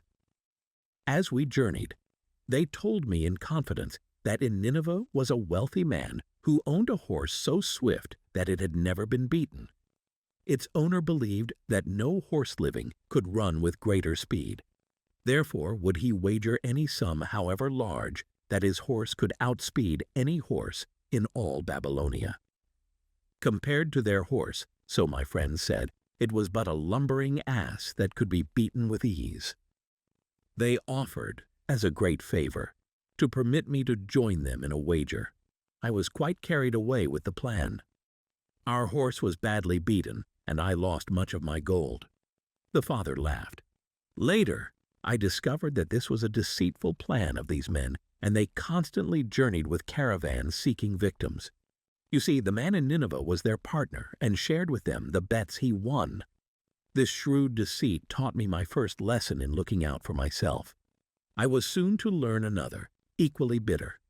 In the caravan was another young man with whom I became quite friendly. He was the son of wealthy parents and, like myself, journeying to Nineveh to find a suitable location.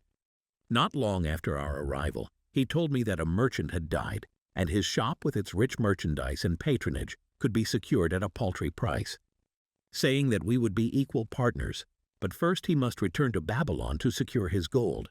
He prevailed upon me to purchase the stock with my gold, agreeing that his would be used later to carry on our venture. He long delayed the trip to Babylon, proving in the meantime to be an unwise buyer and a foolish spender. I finally put him out, but not before the business had deteriorated to where we had only unsaleable goods and no gold to buy other goods. I sacrificed what was left to an Israelite for a pitiful sum. Soon there followed, I tell you, my father, bitter days. I sought employment and found it not, for I was without trade or training that would enable me to earn. I sold my horses, I sold my slave, I sold my extra robes that I might have food and a place to sleep, but each day grim want crouched closer. But in those bitter days I remembered thy confidence in me, my father. Profiting from my knowledge of the first law of gold, I saved a copper from my first earnings, adding to it at every opportunity until I had a piece of silver. It was a slow procedure, for one must live. I did spend grudgingly, I admit, because I was determined to earn back before the 10 years were over as much gold as you, my father, had given to me. One day the slave master, with whom I had become quite friendly, said to me, "Thou art a thrifty youth, who spends not wantonly what he earns. Hast thou gold put by, that is not earning?" "Yes," I replied, "it is my greatest desire to accumulate gold, to replace that which my father gave to me, and which I have lost." "'Tis a worthy ambition, I will grant. And do you know that the gold which you have saved can work for you and earn much more gold? Alas, my experience has been bitter, for my father's gold has fled from me, and I am in much fear lest my own do the same. If thou hast confidence in me, I will give thee a lesson in the profitable handling of gold," he replied. "Within a year, the outer wall will be complete and ready for the great gates of bronze that will be built at each entrance to protect the city from the king's enemies. In all Nineveh, there is not enough metal to make these gates, and the king has not thought to provide it. Here is my plan. A group of us will pool our gold and send a caravan to the mines of copper and tin, which are distant, and bring to Nineveh the metal for the gates. When the king says, 'Make the great gates,' we alone can supply the metal, and a rich price he will pay. If the king will not buy from us, we will yet have the metal, which can be sold for a fair price." In his offer, I recognized an opportunity to abide by the third law and invest my savings under the guidance of wise men. Nor was I disappointed. Our pool was a success, and my small store of gold was greatly increased by the transaction. In due time, I was accepted as a member of this same group in other ventures. They were men wise in the profitable handling of gold. They talked over each plan presented with great care before entering upon it. They would take no chance on losing their principal or tying it up in unprofitable investments from which their gold could not be recovered. Such foolish things as the horse race and the partnership into which I had entered with my inexperience would have had scant consideration with them. They would have immediately pointed out their weaknesses. Through my association with these men, I learned to safely invest gold to bring profitable returns. As the years went on, my treasure increased more and more rapidly. I not only made back as much as I lost, but much more. Through my misfortunes, my trials, and my success, I have tested time and again the wisdom of the 5 laws of gold my father and have proven them true in every test. To him who is without knowledge of the 5 laws, gold comes not often and goeth away quickly. But to him who abide by the 5 laws, gold comes and works as his dutiful slave. Nomasir ceased speaking and motioned to a slave in the back of the room. The slave brought forward, one at a time, 3 heavy leather bags. One of these Nomasir took and placed upon the floor before his father, addressing him again. Thou didst give to me a bag of gold, Babylon gold.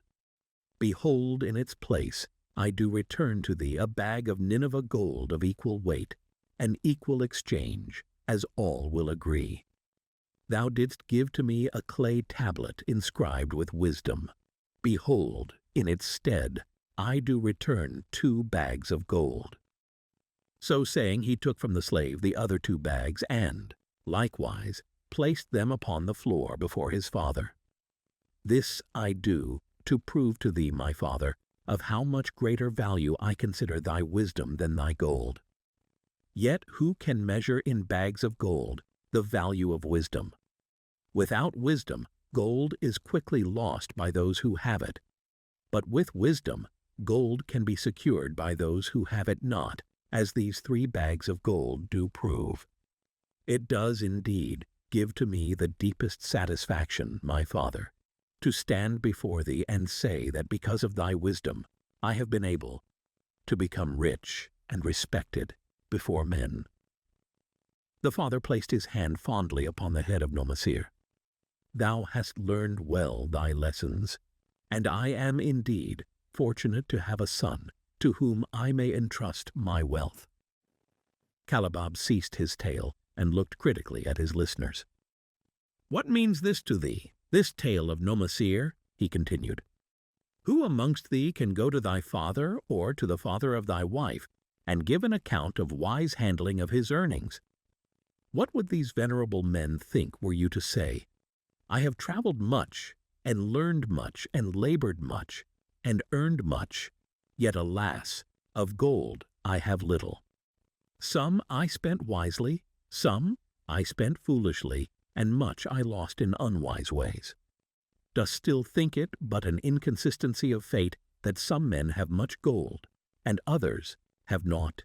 Then you err. Men have much gold when they know the 5 laws of gold, and abide thereby. Because I learned these 5 laws in my youth and abided by them, I have become a wealthy merchant. Not by some strange magic did I accumulate my wealth. Wealth that comes quickly goeth the same way. Wealth that stayeth to give enjoyment and satisfaction to its owner comes gradually, because it is a child born of knowledge and persistent purpose. To earn wealth is but a slight burden upon the thoughtful man. Bearing the burden consistently from year to year accomplishes the final purpose. The 5 laws of gold offer to thee a rich reward for their observance. Each of these 5 laws is rich with meaning, and lest thou overlook this in the briefness of my tale, I will now repeat them. I do know them each by heart, because in my youth I could see their value and would not be content until I knew them word for word. The first law of gold. Gold cometh gladly and in increasing quantity to any man who will put by not less than 1/10 of his earnings to create an estate for his future and that of his family. Any man who will put by 1/10 of his earnings consistently and invest it wisely will surely create a valuable estate that will provide an income for him in the future, and further guarantee safety for his family in case the gods call him to the world of darkness. This law always saith that gold cometh gladly to such a man. I can truly certify this in my own life. The more gold I accumulate, the more readily it comes to me and in increased quantities. The gold which I save earns more, even as yours will, and its earnings earn more, and this is the working out of the first law. The second law of gold. Gold laboureth diligently and contentedly for the wise owner who finds for it profitable employment, multiplying even as the flocks of the field. Gold, indeed, is a willing worker. It is ever eager to multiply when opportunity presents itself. To every man who hath a store of gold set by, opportunity comes for its most profitable use. As the years pass, it multiplies itself in surprising fashion. The third law of gold. Gold clingeth to the protection of the cautious owner who invests it under the advice of men wise in its handling. Gold, indeed, clingeth to the cautious owner even as it flees the careless owner.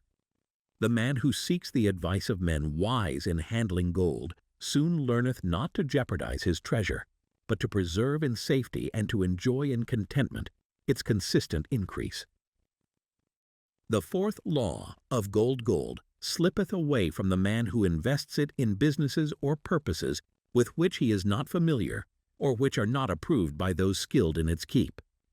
To the man who hath gold, yet is not skilled in its handling, many uses for it appear most profitable. Too often these are fraught with danger of loss, and if properly analyzed by wise men, show small possibility of profit. Therefore, the inexperienced owner of gold, who trusts to his own judgment and invests it in business or purposes with which he is not familiar, too often finds his judgment imperfect and pays with his treasure for his inexperience. Wise indeed is he who investeth his treasures under the advice of men skilled in the ways of gold. The fifth law of gold. Gold flees the man who would force it to impossible earnings, or who followeth the alluring advice of tricksters and schemers, or who trusts it to his own inexperience and romantic desires in investment. Fanciful propositions that thrill like adventure tales always come to the new owner of gold. These appear to endow his treasure with magic powers that will enable it to make impossible earnings. Yet heed ye the wise men, for verily they know the risks that lurk behind every plan to make great wealth suddenly. Forget not the rich men of Nineveh, who would take no chance of losing their principal or tying it up in unprofitable investments. This ends my tale of the 5 laws of gold. In telling it to thee, I have told the secrets of my own success. Yet they are not secrets, but truths, which every man must first learn and then follow who wishes to step out of the multitude that, like you wild dogs, must worry each day for food to eat. Tomorrow we enter Babylon. Look, see the fire that burns eternal above the temple of Bel. We are already in sight of the golden city. Tomorrow each of thee shall have gold, the gold thou hast so well earned by thy faithful services. 10 years from this night, what can you tell about this gold? If there be men among you who, like Nomasir, will use a portion of their gold to start for themselves an estate, and be thenceforth wisely guided by the wisdom of Arkad, 10 years from now, 'tis a safe wager, like the son of Arkad, they will be rich and respected among men. Our wise acts accompany us through life to please us and to help us. Just as surely our unwise acts follow us to plague and torment us. Alas, they cannot be forgotten. In the front rank of the torments that do follow us are the memories of the things we should have done, of the opportunities which came to us and we took not. Rich are the treasures of Babylon, so rich no man can count their value in pieces of gold. Each year they grow richer and more valuable. Like the treasures of every land, they are a reward, a rich reward awaiting those men of purpose who determine to secure their just share. In the strength of thine own desires is a magic power. Guide this power with thy knowledge of the 5 laws of gold, and thou shalt share the treasures of Babylon. Chapter 14. The Gold Lender of Babylon. No, not such as that. I seek no gold. Instead, I crave thy wise advice.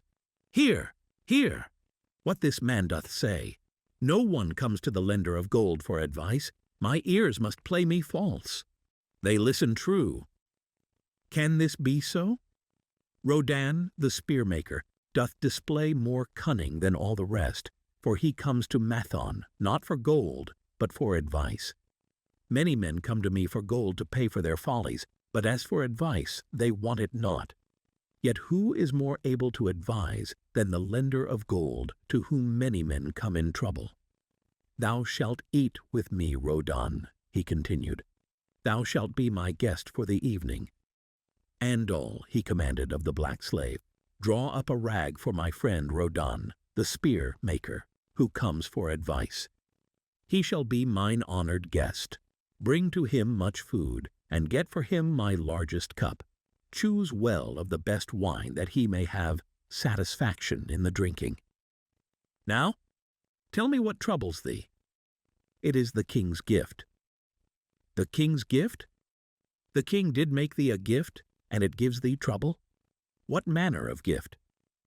"Because he was much pleased with the design I did submit to him for a new point on the spears of the royal guard. He did present me with 50 pieces of gold, and now I am much perplexed. I am beseeched each hour the sun doth travel across the sky by those who would share it with me. That is natural. More men want gold than have it, and would wish one who comes by it easily to divide. But can you not say no? Is thy will not as strong as thy fist? To many I can say no, yet sometimes it would be easier to say yes. Can one refuse to share with one's sister to whom he is deeply devoted? Surely thy own sister would not wish to deprive thee of enjoying thy reward. But it is for the sake of Ahriman, her husband, whom she wishes to see a rich merchant. She does feel that he has never had a chance, and she beseeches me to loan to him this gold, that he may become a prosperous merchant and repay me from his profits." "My friend," resumed Mathon, "'tis a worthy subject thou bringest to discuss. Gold bringeth unto its possessor responsibility, and a changed position with his fellow men. It bringeth fear lest he lose it, or it be tricked away from him.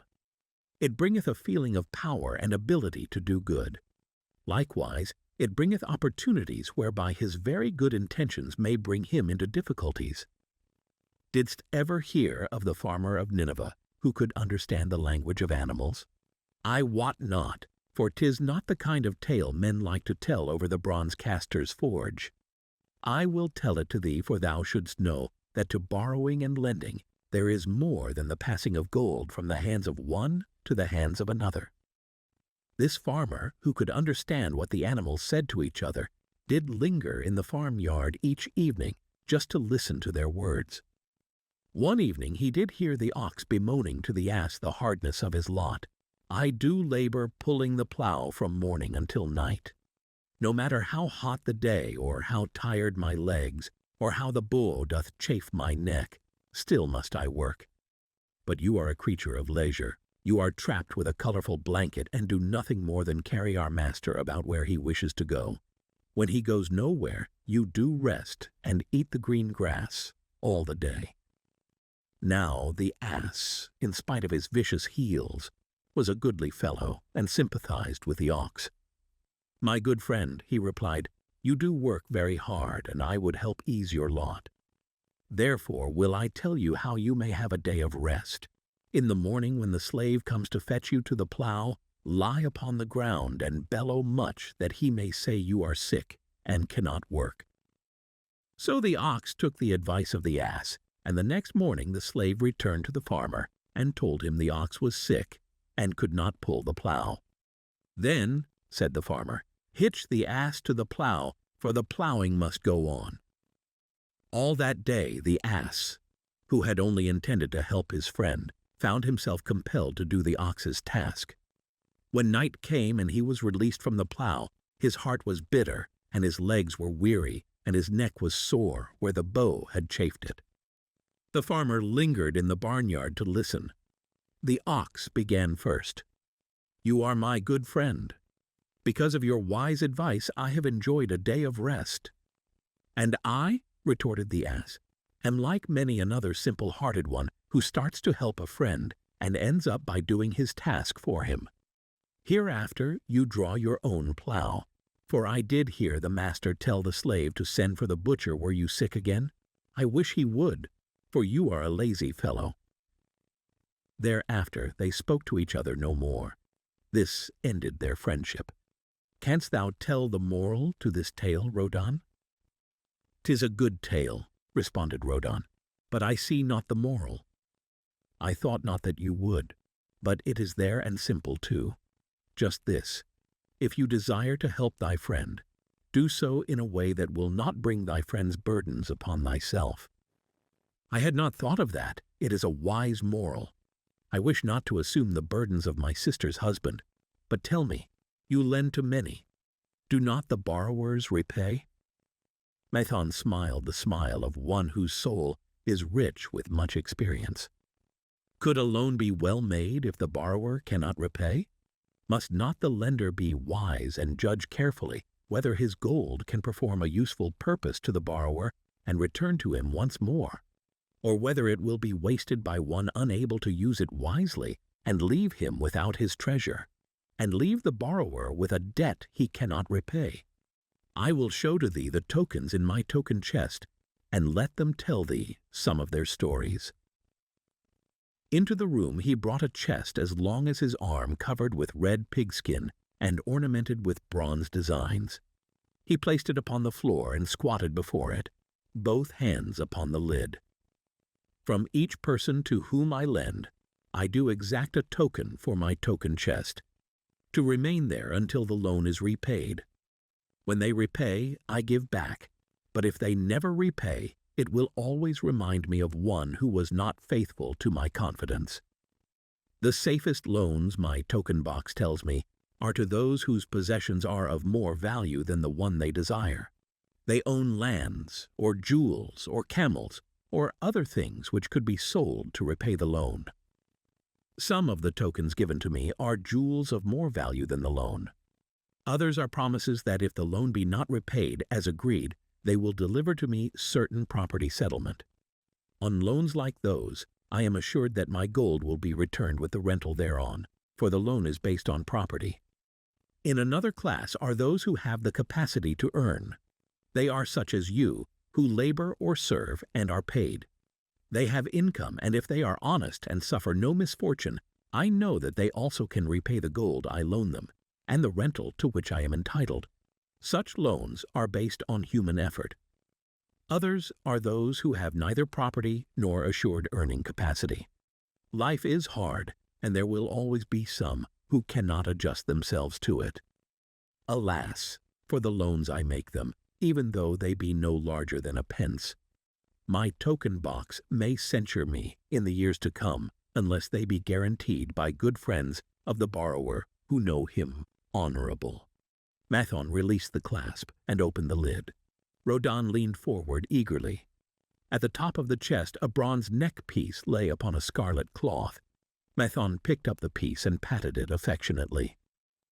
This shall always remain in my token chest, because the owner has passed on into the great darkness.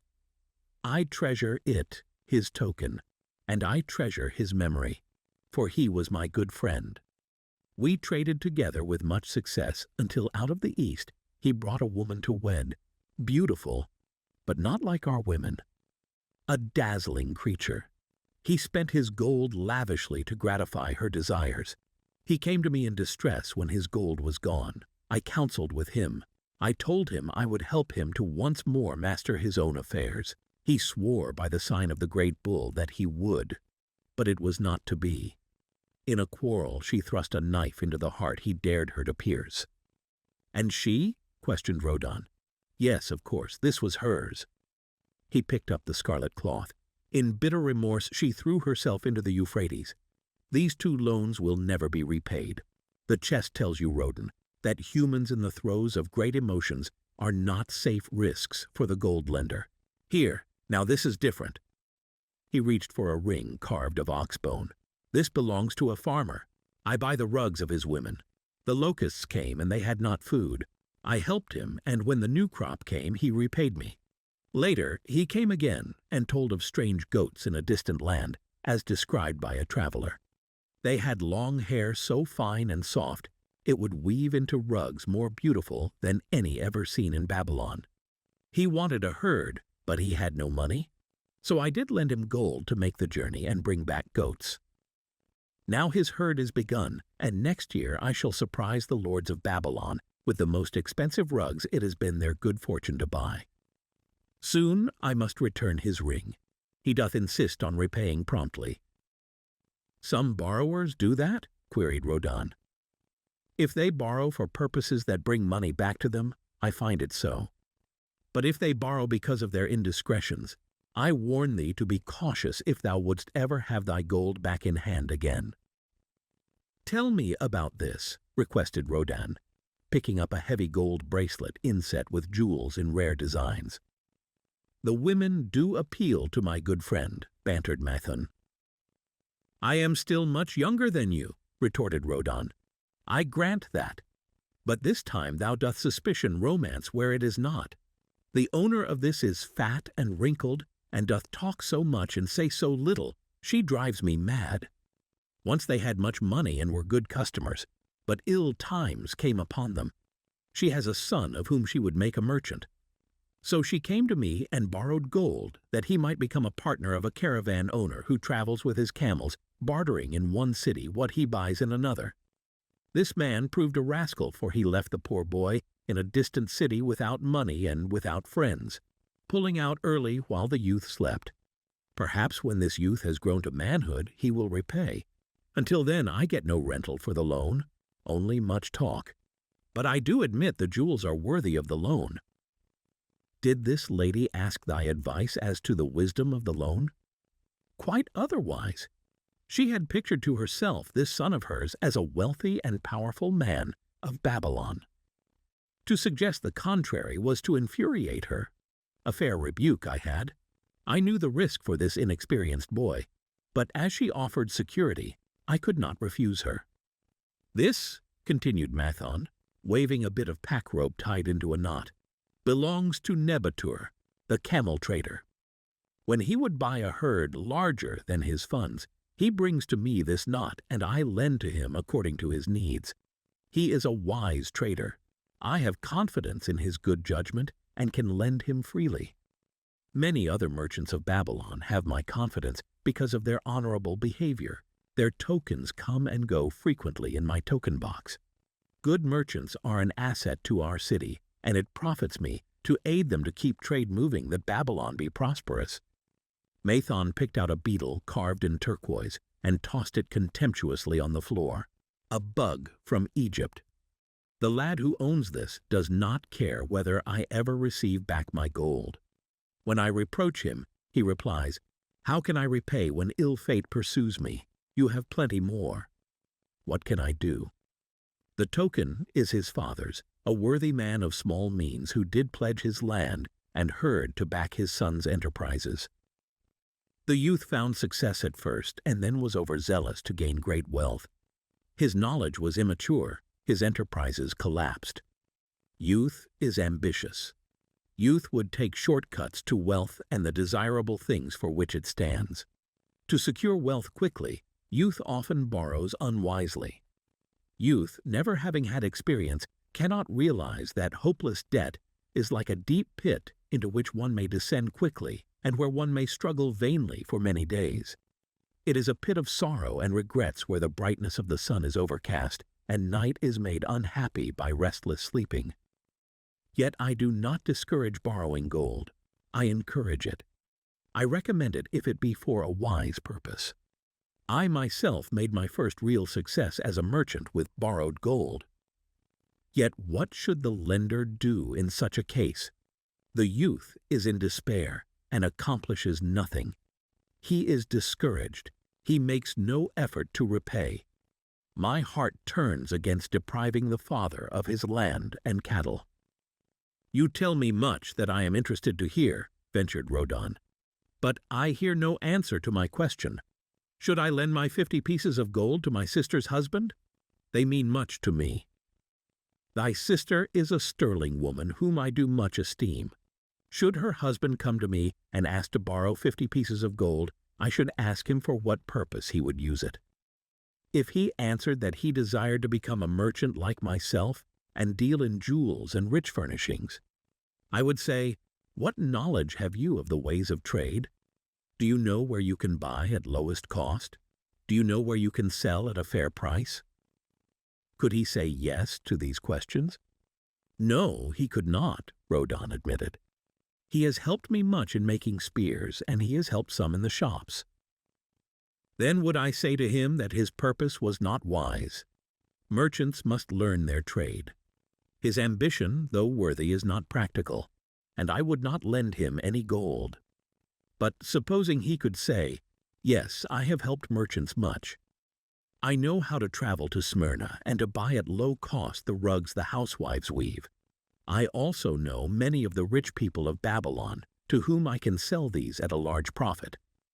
Then I would say, Your purpose is wise and your ambition honorable.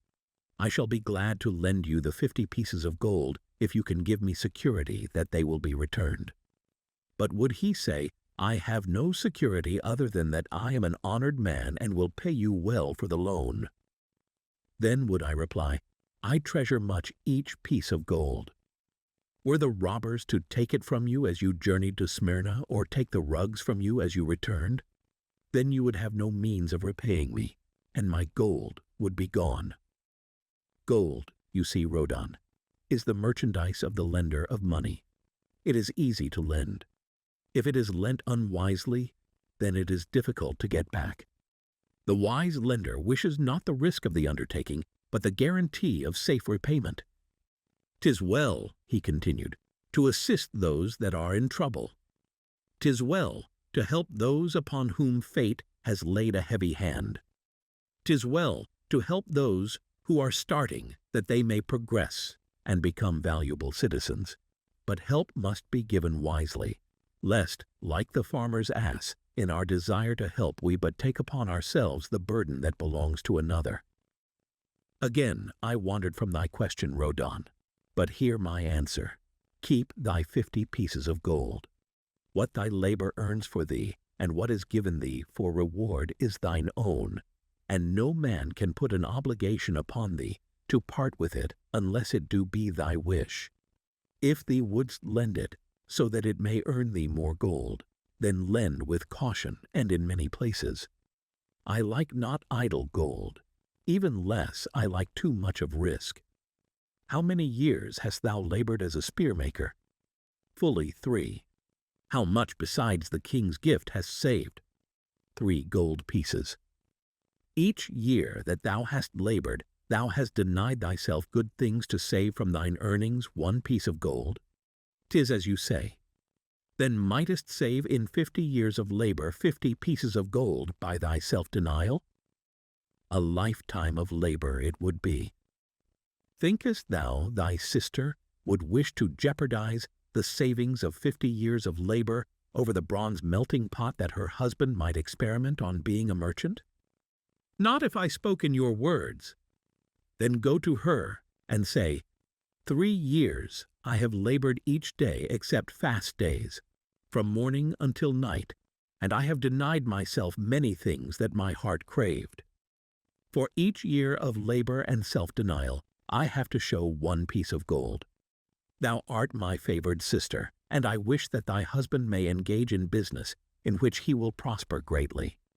If he will submit to me a plan that seems wise and possible to my friend Mathan, then will I gladly lend to him my savings of an entire year, that he may have an opportunity to prove that he can succeed.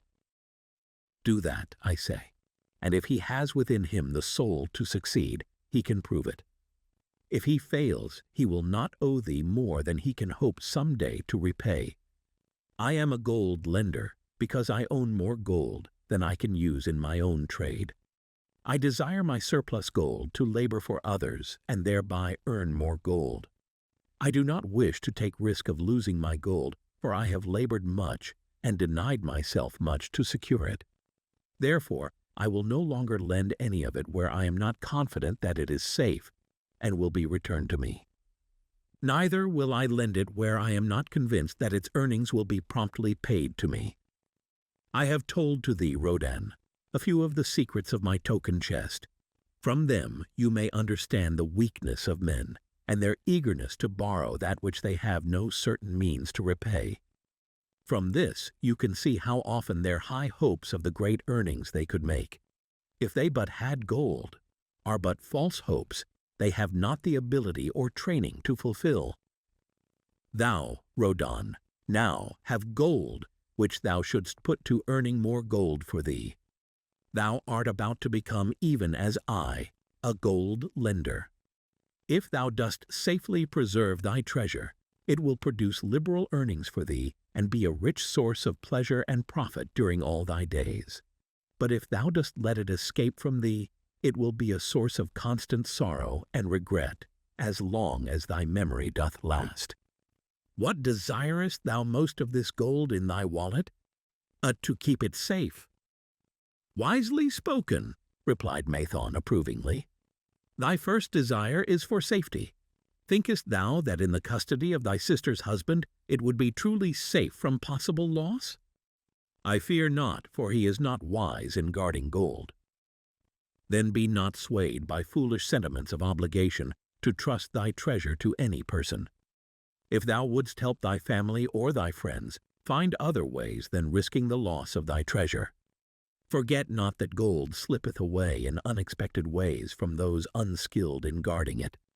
As well waste thy treasure in extravagance as let others lose it for thee. What next after safety dost desire of this treasure of thine? That it earn more gold. Again thou speakest with wisdom. It should be made to earn and grow larger. Gold wisely lent may even double itself with its earnings before a man like you groweth old. If you risk losing it, you risk losing all that it would earn as well. Therefore, be not swayed by the fantastic plans of impractical men who think they see ways to force thy gold to make earnings unusually large. Such plans are the creations of dreamers unskilled in the safe and dependable laws of trade. Be conservative in what thou expected to earn, that thou mayest keep and enjoy thy treasure. To hire it out with a promise of usurious returns is to invite loss.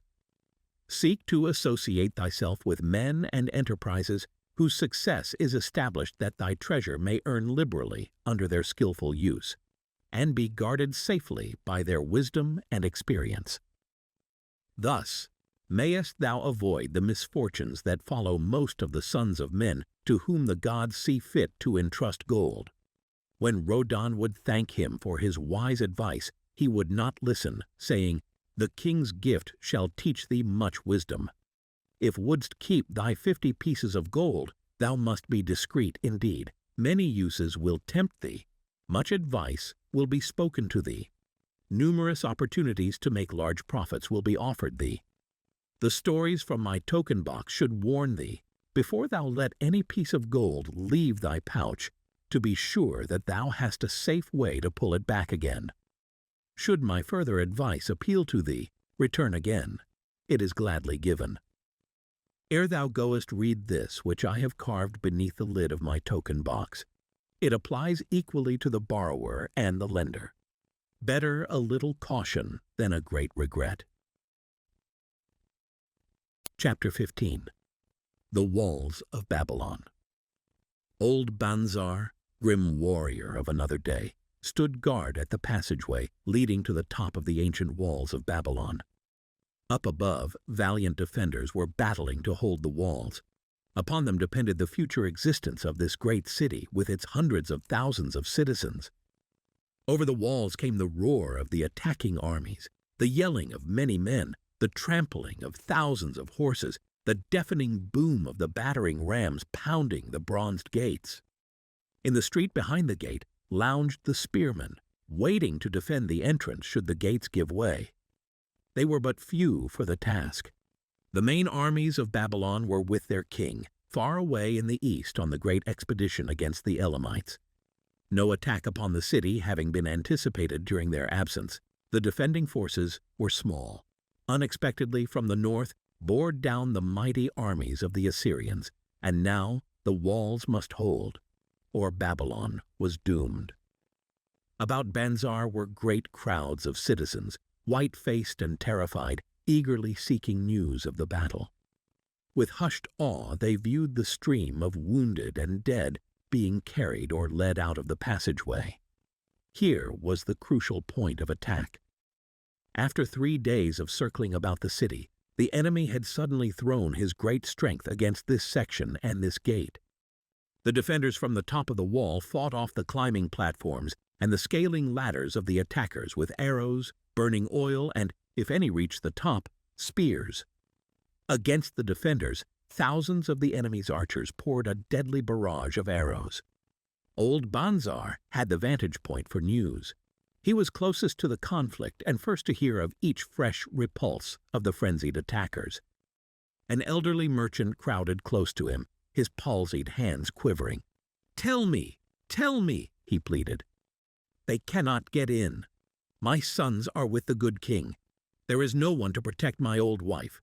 My goods, they will steal all. My food, they will leave nothing. We are old, too old to defend ourselves, too old for slaves. We shall starve, we shall die. Tell me, they cannot get in." "Calm thyself, good merchant," the guard responded. "The walls of Babylon are strong. Go back to the bazaar and tell your wife that the walls will protect you and all of your possessions as safely as they protect the rich treasures of the king. Keep close to the walls, lest the arrows flying over strike you." A woman with a babe in arms took the old man's place as he withdrew. "Sergeant, what news from the top? Tell me truly that I may reassure my poor husband. He lies with fever from his terrible wounds, yet insists upon his armor and his spear to protect me, who am with child. Terrible, he says, will be the vengeful lust of our enemies should they break in. Be thou of good heart, thou mother that is, and is again to be. The walls of Babylon will protect you and your babes. They are high and strong. Hear ye not the yells of our valiant defenders as they empty the cauldrons of burning oil upon the ladder scalers?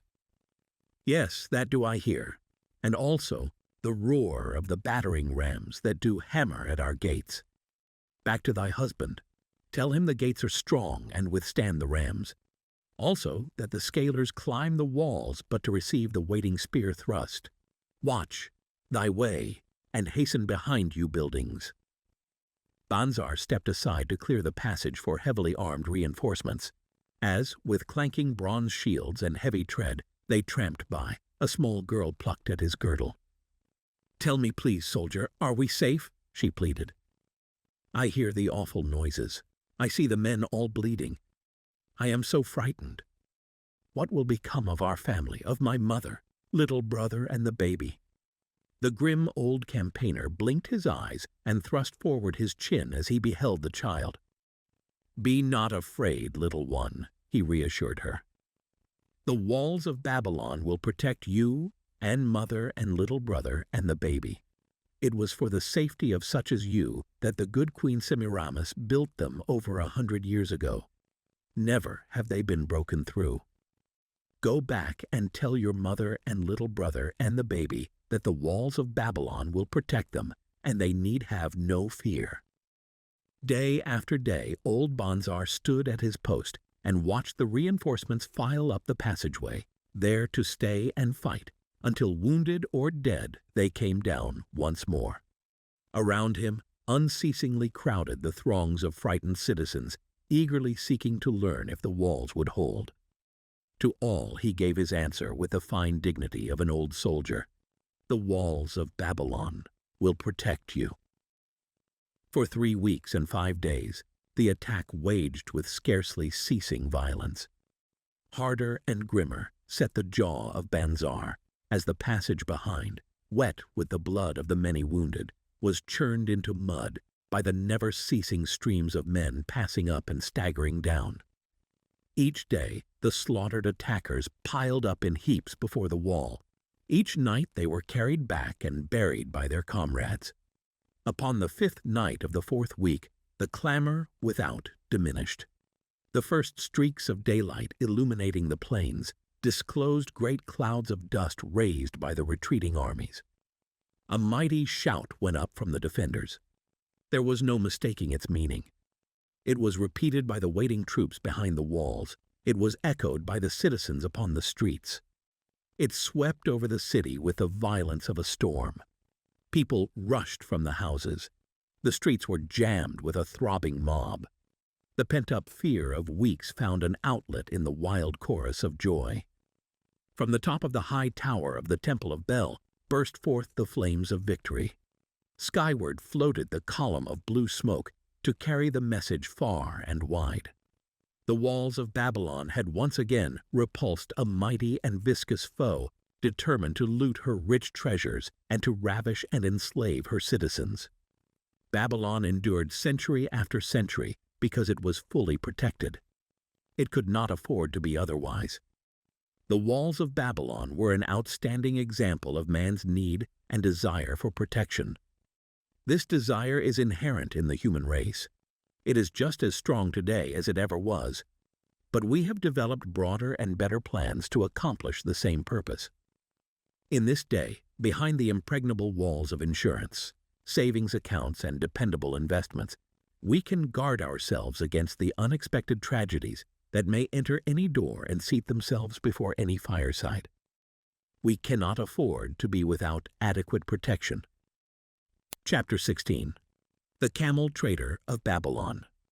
The hungrier one becomes, the clearer one's mind works. Also, the more sensitive one becomes to the odors of food. Tarkad, the son of Azur, certainly thought so. For 2 whole days he had tasted no food except 2 small figs purloined from over the wall of a garden. Not another could he grab before the angry woman rushed forth and chased him down the street. Her shrill cries were still ringing in his ears as he walked through the marketplace. They helped him to retrain his restless fingers from snatching the tempting fruits from the baskets of the market women. Never before had he realized how much food was brought to the markets of Babylon and how good it smelled. Leaving the market, he walked across to the inn and paced back and forth in front of the eating house. Perhaps here he might meet someone he knew, someone from whom he could borrow a copper that would gain him a smile from the unfriendly keeper of the inn, and with it, a liberal helping.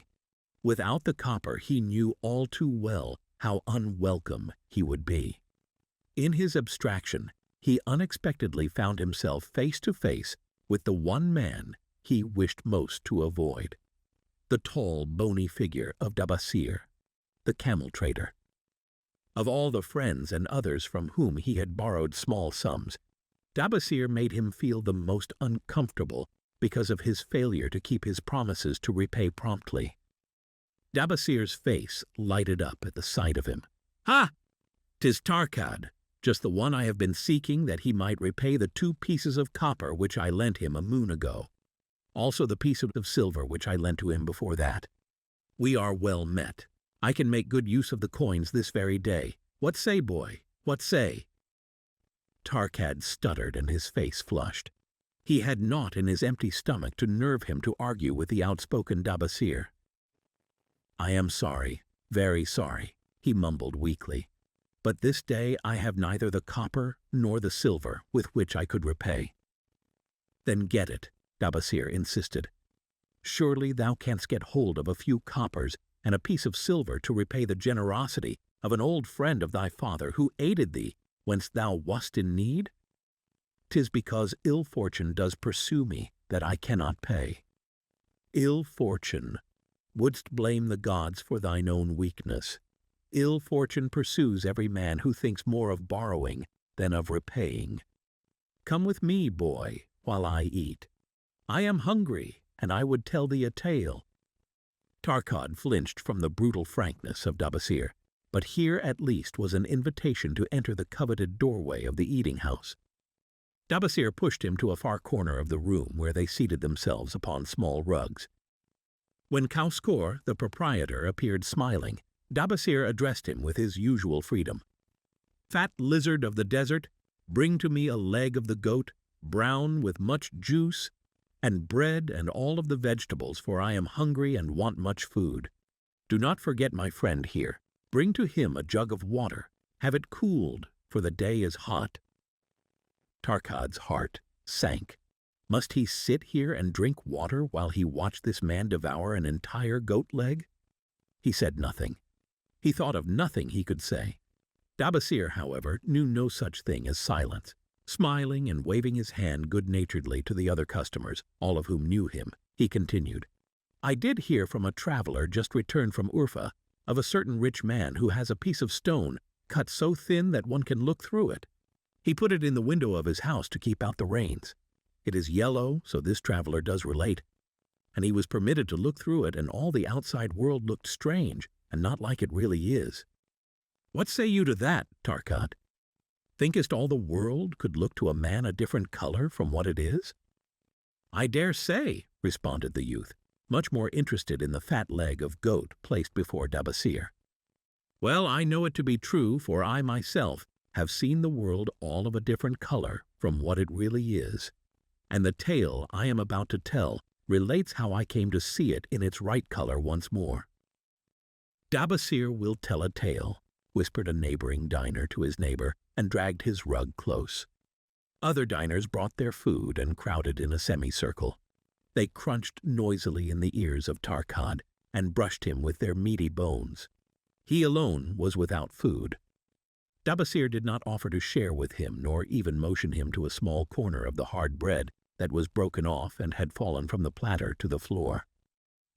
The tale that I am about to tell, began Dabasir, pausing to bite a goodly chunk from the goat leg, relates to my early life and how I came to be a camel trader. Didst anyone know that I once was a slave in Syria? A murmur of surprise ran through the audience, to which Dabasir listened with satisfaction. When I was a young man, continued Dabasir after another vicious onslaught on the goat leg, I learned the trade of my father, the making of saddles. I worked with him in his shop and took to myself a wife. Being young and not greatly skilled, I could earn but little, just enough to support my excellent wife in a modest way. I craved good things which I could not afford. Soon I found that the shopkeepers would trust me to pay later, even though I could not pay at the time.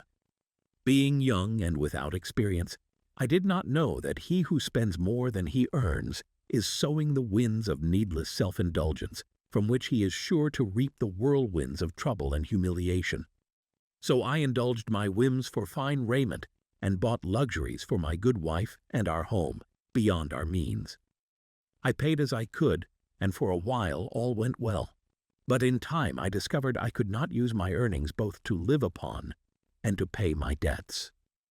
Creditors began to pursue me to pay for my extravagant purchases, and my life became miserable. I borrowed from my friends, but could not repay them either. Things went from bad to worse. My wife returned to her father, and I decided to leave Babylon and seek another city, where a young man might have better chances. For 2 years, I had a restless and unsuccessful life working for caravan traders. From this, I fell in with a set of likable robbers who scoured the desert for unarmed caravans. Such deeds were unworthy of the son of my father, but I was seeing the world through a colored stone and did not realize to what degradation I had fallen. We met with success on our first trip, capturing a rich haul of gold and silks and valuable merchandise. This loot we took to Guinea and squandered. The second time we were not so fortunate. Just after we had made our capture, we were attacked by the spearsmen of a native chief to whom the caravans paid for protection. Our 2 leaders were killed, and the rest of us were taken to Damascus, where we were stripped of our clothing and sold as slaves. I was purchased for 2 pieces of silver by a Syrian desert chief. With my hair shorn and but a loincloth to wear, I was not so different from the other slaves. Being a reckless youth, I thought it merely an adventure until my master took me before his 4 wives and told them they could have me for a eunuch. Then indeed did I realize the hopelessness of my situation. These men of the desert were fierce and warlike. I was subject to their will without weapons or means of escape. Fearful I stood as those 4 women looked me over. I wondered if I could expect pity from them. Sira, the first wife, was older than the others. Her face was impassive as she looked upon me. I turned from her with little consolation. The next was a contemptuous beauty, who gazed at me as indifferently as if I had been a worm of the earth. The 2 younger ones tittered as though it were all an exciting joke. It seemed an age that I stood waiting sentence. Each woman appeared willing for the others to decide. Finally, Sira spoke up in a cold voice. Of eunuchs we have plenty, but of camel tenders we have few, and they are a worthless lot. Even this day I would visit my mother who is sick with the fever, and there is no slave I would trust to lead my camel. Ask this slave if he can lead a camel." My master thereupon questioned me, "What know you of camels?" Striving to conceal my eagerness, I replied, "I can make them kneel, I can load them, I can lead them on long trips without tiring. If need be, I can repair their trappings." "The slave speaks forward enough," observed my master. "If thou so desire, Sirrah, take this man for thy camel tender." So I was turned over to Sirrah, and that day I led her camel upon a long journey to her sick mother. I took the occasion to thank her for her intercession, and also to tell her that I was not a slave by birth, but the son of a freeman, an honorable saddle-maker of Babylon. I also told her much of my story. Her comments were disconcerting to me, and I pondered much afterwards on what she said. How can you call yourself a free man when your weakness has brought you to this? If a man has in himself the soul of a slave, will he not become one no matter what his birth, even as water seeks its level? If a man has within him the soul of a free man, will he not become respected and honored in his own city in spite of his misfortune? For over a year I was a slave and lived with the slaves, but I could not become as one of them. One day Sirrah asked me, "In the eventime, when the other slaves can mingle and enjoy the society of each other, why dost thou sit in thy tent alone?" To which I responded, "I am pondering what you have said to me. I wonder if I have the soul of a slave. I cannot join them, so I must sit apart." "I too must sit apart," she confided. "My dowry was large, and my lord married me because of it. Yet he does not desire me. What every woman longs for is to be desired. Because of this, and because I am barren and have neither son nor daughter, must I sit apart. Were I a man, I would rather die than be such a slave. But the conventions of our tribe make slaves of women." "What think thou of me by this time?" I asked her suddenly. "Have I the soul of a man, or have I the soul of a slave? Have you a desire to repay the just debts you owe in Babylon?" She parried. "Yes, I have the desire, but I see no way.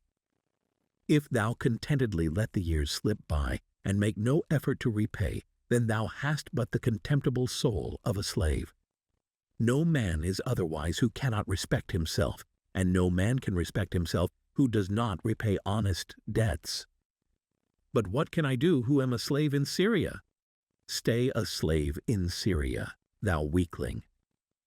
"I am not a weakling," I denied hotly. "Then prove it." "How? Does not thy great king fight his enemies in every way he can, and with every force he has? Thy debts are thy enemies. They ran thee out of Babylon. You left them alone, and they grew too strong for thee. Hadst fought them as a man, thou couldst have conquered them, and been one honored among the townspeople. But thou had not the soul to fight them, and behold thy pride hast gone down, until thou art a slave in Syria." Much I thought over her unkind accusations, and many defensive phrases I worded to prove myself not a slave at heart, but I was not to have the chance to use them. 3 days later, the maid of Sirrah took me to her mistress. "My mother is again very sick," she said. "Saddle the 2 best camels in my husband's herd. Tie on water skins and saddle bags for a long journey. The maid will give thee food at the kitchen tent." I packed the camels, wondering much at the quantity of provisions the maid provided, for the mother dwelt less than a day's journey away. The maid rode the rear camel which followed, and I led the camel of my mistress. When we reached her mother's house, it was just dark. Sirrah dismissed the maid and said to me, "Dabasir, hast thou the soul of a free man or the soul of a slave?" "The soul of a free man," I insisted. "Now is thy chance to prove it. Thy master hath imbibed deeply, and his chiefs are in a stupor. Take then these camels and make thy escape. Here in this bag is raiment of thy master's to disguise thee. I will say thou stole the camels and ran away while I visited my sick mother. "Thou hast the soul of a queen," I told her. "Much do I wish that I might lead thee to happiness." "Happiness," she responded, "awaits not the runaway wife who seeks it in far lands among strange people. Go thy own way, and may the gods of the desert protect thee, for the way is far and barren of food or water." I needed no further urging, but thanked her warmly and was away into the night. I knew not this strange country, and had only a dim idea of the direction in which lay Babylon, but struck out bravely across the desert toward the hills. One camel I rode, and the other I led. All that night I traveled, and all the next day, urged on by the knowledge of the terrible fate that was meted out to slaves who stole their master's property and tried to escape. Late that afternoon, I reached a rough country as uninhabitable as the desert. The sharp rocks bruised the feet of my faithful camels, and soon they were picking their way slowly and painfully along. I met neither man nor beast, and could well understand why they shunned this inhospitable land. It was such a journey from then on as few men lived to tell of. Day after day we plodded along. Food and water gave out. The heat of the sun was merciless. At the end of the 9th day, I slid from the back of my mount with the feeling that I was too weak to ever remount, and I would surely die, lost in this abandoned country. I stretched out upon the ground and slept, not waking until the first gleam of daylight. I sat up and looked about me. There was a coolness in the morning air. My camels lay dejected not far away. About me was a vast waste of broken country covered with rock and sand and thorny things, no sign of water, naught to eat for man or camel. Could it be that in this peaceful quiet I faced my end? My mind was clearer than it had ever been before. My body now seemed of little importance. My parched and bleeding lips, my dry and swollen tongue, my empty stomach, all had lost their supreme agonies of the day before. I looked across into the uninviting distance, and once again came to me the question, have I the soul of a slave or the soul of a free man? Then with clearness I realized that if I had the soul of a slave, I should give up, lie down in the desert and die, a fitting end for a runaway slave. But if I had the soul of a free man, what then? Surely I would force my way back to Babylon, repay the people who had trusted me, bring happiness to my wife who truly loved me, and bring peace and contentment to my parents. "Thy debts are thine enemies who have run thee out of Babylon," Sirrah had said. Yes, it was so. Why had I refused to stand my ground like a man? Why had I permitted my wife to go back to her father? Then a strange thing happened. All the world seemed to be of a different color, as though I had been looking at it through a colored stone which had suddenly been removed. At last I saw the true values in life. Die in the desert, not I. With a new vision, I saw the things that I must do. First, I would go back to Babylon and face every man to whom I owed an unpaid debt. I should tell them that after years of wandering and misfortune, I had come back to pay my debts as fast as the gods would permit. Next, I should make a home for my wife and become a citizen of whom my parents should be proud.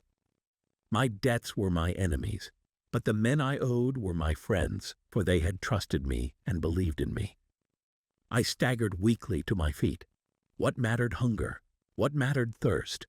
They were but incidents on the road to Babylon. Within me surged the soul of a free man, going back to conquer his enemies and reward his friends. I thrilled with the great resolve. The glazed eyes of my camels brightened at the new note in my husky voice. With great effort, after many attempts, they gained their feet. With pitiful perseverance, they pushed on toward the north, where something within me said we would find Babylon. We found water. We passed into a more fertile country, where were grass and fruit. We found the trail to Babylon because the soul of a free man looks at life as a series of problems to be solved and solves them, while the soul of a slave whines, "What can I do who am but a slave?" How about thee, Tarkat? Does thy empty stomach make thy head exceedingly clear? Art ready to take the road that leads back to self-respect? Canst thou see the world in its true color? Hast thou the desire to pay thy honest debts, however many they may be, and once again be a man respected in Babylon? Moisture came to the eyes of the youth. He rose eagerly to his knees. Thou hast shown me a vision. Already I feel the soul of a free man surge within me. But how fared you upon your return? Questioned an interested listener. Where the determination is, the way can be found, Dabasir replied. I now had the determination, so I set out to find a way. First, I visited every man to whom I was indebted and begged his indulgence, until I could earn that with which to repay. Most of them met me gladly. Several reviled me, but others offered to help me. One indeed did give me the very help I needed. It was Mathon, the gold lender. Learning that I had been a camel tender in Syria, he sent me to old Nebatur, the camel trader, just commissioned by our good king to purchase many herds of sound camels for the great expedition. With him, my knowledge of camels I put to good use. Gradually I was able to repay every copper and every piece of silver. Then at last I could hold up my head and feel that I was an honorable man among men. Again Dabasir turned to his food. "Cowscore, thou snail," he called loudly to be heard in the kitchen. "The food is cold. Bring me more meat fresh from the roasting. Bring thou also a very large portion for Tarkad, the son of my old friend, who is hungry and shall eat with me." So ended the tale of Dabasir, the camel trader of old Babylon. He found his own soul when he realized a great truth, a truth that had been known and used by wise men long before his time. It has led men of all ages out of difficulties and into success, and it will continue to do so for those who have the wisdom to understand its magic power. It is for any man to use who reads these lines. Where the determination is, the way can be found. Chapter 17. The Clay Tablets. From Babylon. St. Swithin's College. Nottingham University, Newark-on-Trent. Nottingham Professor Franklin Caldwell, care of British Scientific Expedition, Hilla, Mesopotamia. October 21st, 1934. My dear Professor, the 5 clay tablets from your recent excavation in the ruins of Babylon arrived on the same boat with your letter. I have been fascinated no end, and have spent many pleasant hours translating their inscriptions. I should have answered your letter at once, but delayed until I could complete the translations which are attached. The tablets arrived without damage, thanks to your careful use of preservatives and excellent packing. You will be as astonished as we in the laboratory at the story they relate. One expects the dim and distant past to speak of romance and adventure. Arabian Nights sort of things, you know. When instead it discloses the problem of a person named Dabasir to pay off his debts, one realizes that conditions upon this old world have not changed as much in 5,000 years as one might expect. It's odd, you know, but these old inscriptions rather rage me, as the students say. Being a college professor, I am supposed to be a thinking human being possessing a working knowledge of most subjects. Yet here comes this old chap out of the dust-covered ruins of Babylon to offer a way I had never heard of to pay off my debts, and at the same time acquire gold to jingle in my wallet. Pleasant thought, I say, and interesting to prove whether it will work as well nowadays as it did in old Babylon. Mrs. Shrewsbury and myself are planning to try out his plan upon our own affairs, which could be much improved. Wishing you the best of luck in your worthy undertaking and waiting eagerly another opportunity to assist. I am yours sincerely, Alfred H. Shrewsbury, Department of Archaeology. Tablet number 1. Now, when the moon becometh full, I, Dabasir, who am but recently returned from slavery in Syria, with the determination to pay my many just debts and become a man of means worthy of respect in my native city of Babylon, do here engrave upon the clay a permanent record of my affairs to guide and assist me in carrying through my high desires. Under the wise advice of my good friend Mathon, the gold lender, I am determined to follow an exact plan that he doth say will lead any honorable man out of debt into means and self-respect. This plan includeth 3 purposes, which are my hope and desire. First, the plan doth provide for my future prosperity. Therefore 1/10 of all I earn shall be set aside as my own to keep. For Mathon speaketh wisely when he saith, That man who keepeth in his purse both gold and silver that he need not spend is good to his family and loyal to his king. The man who hath but a few coppers in his purse is indifferent to his family and indifferent to his king. But the man who hath naught in his purse is unkind to his family and is disloyal to his king, for his own heart is bitter. Therefore the man who wisheth to achieve must have coin that he may keep to jingle in his purse, that he have in his heart love for his family and loyalty to his king. Second, the plan doth provide that I shall support and clothe my good wife, who hath returned to me with loyalty from the house of her father. For Mathon doth say that to take good care of a faithful wife putteth self-respect into the heart of a man, and addeth strength and determination to his purposes. Therefore 7/10 of all I earn shall be used to provide a home, clothes to wear, and food to eat, with a bit extra to spend, that our lives be not lacking in pleasure and enjoyment. But he doth further enjoin the greatest care that we spend, not greater than 7/10 of what I earn for these worthy purposes. Herein lieth the success of the plan. I must live upon this portion and never use more, nor buy what I may not pay for out of this portion. Tablet number 2. The plan doth provide that out of my earnings my debts shall be paid.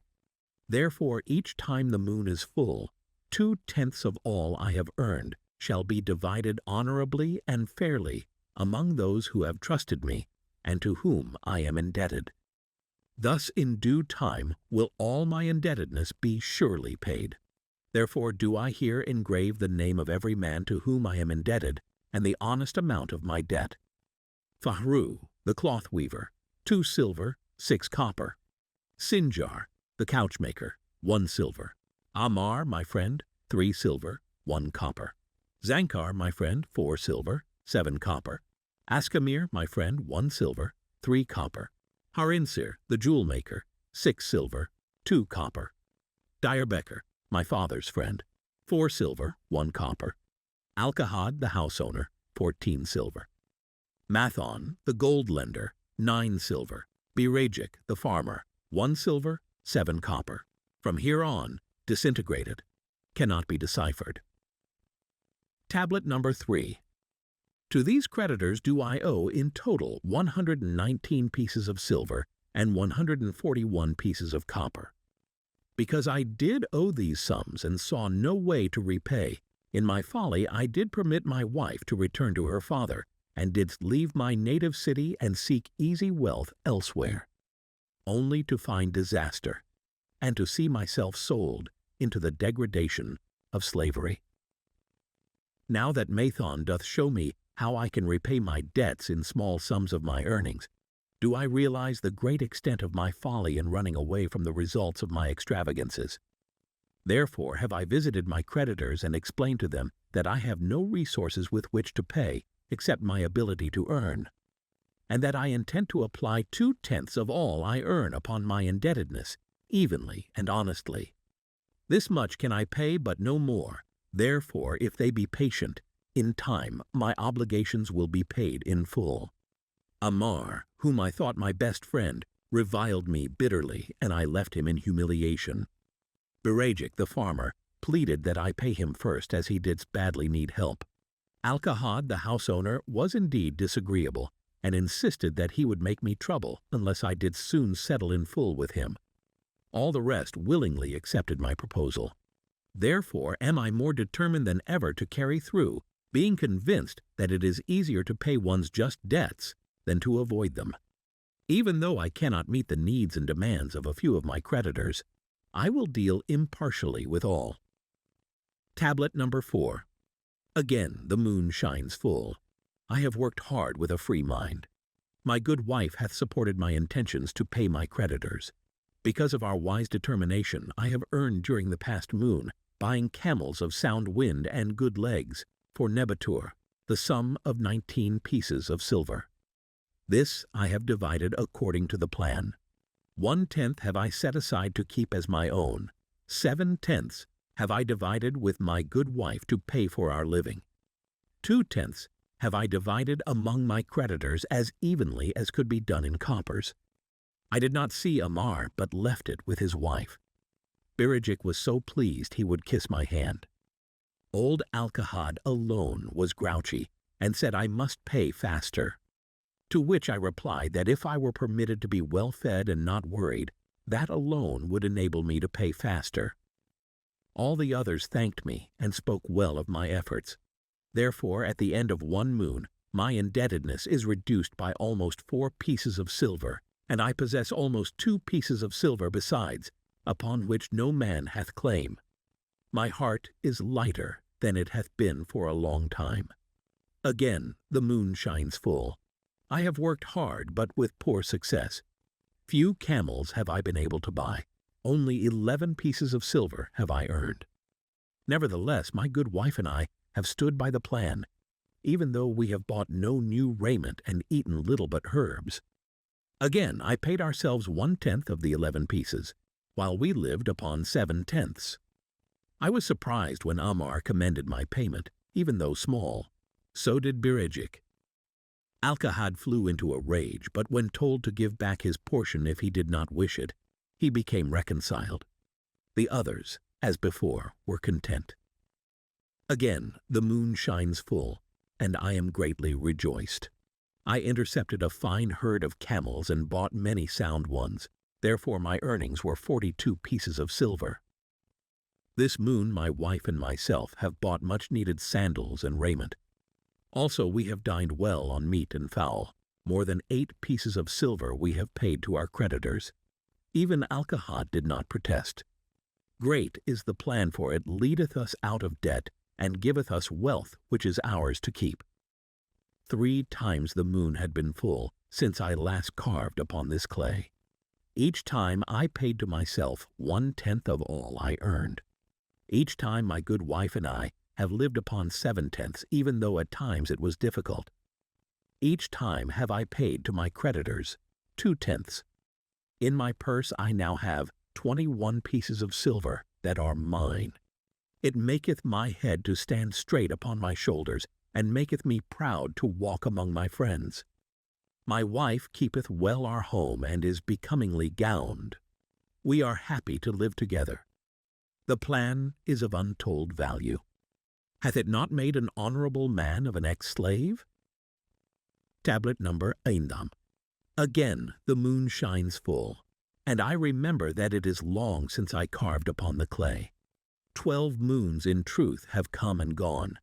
But this day I will not neglect my record, because upon this day I have paid the last of my debts. This is the day upon which my good wife and my thankful self celebrate with great feasting that our determination hath been achieved. Many things occurred upon my final visit to my creditors that I shall long remember. Amar begged my forgiveness for his unkind words, and said that I was one of all others he most desired for a friend. Old Alkahad is not so bad after all, for he said, "Thou wert once a piece of soft clay to be pressed and molded by any hand that touched thee, but now thou art a piece of bronze, capable of holding an edge. If thou needst silver or gold, at any time come to me." Nor is he the only one who holdeth me in high regard. Many others speak deferentially to me. My good wife looketh upon me with a light in her eyes that doth make a man have confidence in himself.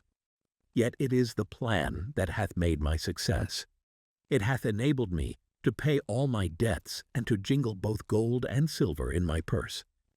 I do commend it to all who wish to get ahead. For truly, if it will enable an ex-slave to pay his debts and have gold in his purse, will it not aid any man to find independence? Nor am I myself finished with it, for I am convinced that if I follow it further, it will make me rich among men. St. Swithin's College, Nottingham University, Newark-on-Trent. Nottingham Professor Franklin Caldwell, care of British Scientific Expedition, Hilla, Mesopotamia. November 7th, 1936. My dear Professor, if in your further digging into those ruins of Babylon, you encounter the ghost of a former resident, an old camel trader named Dabasir, do me a favor.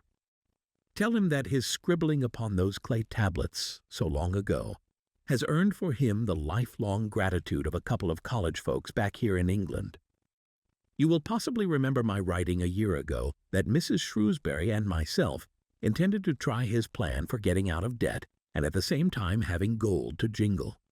You may have guessed, even though we tried to keep it from our friends, our desperate straits.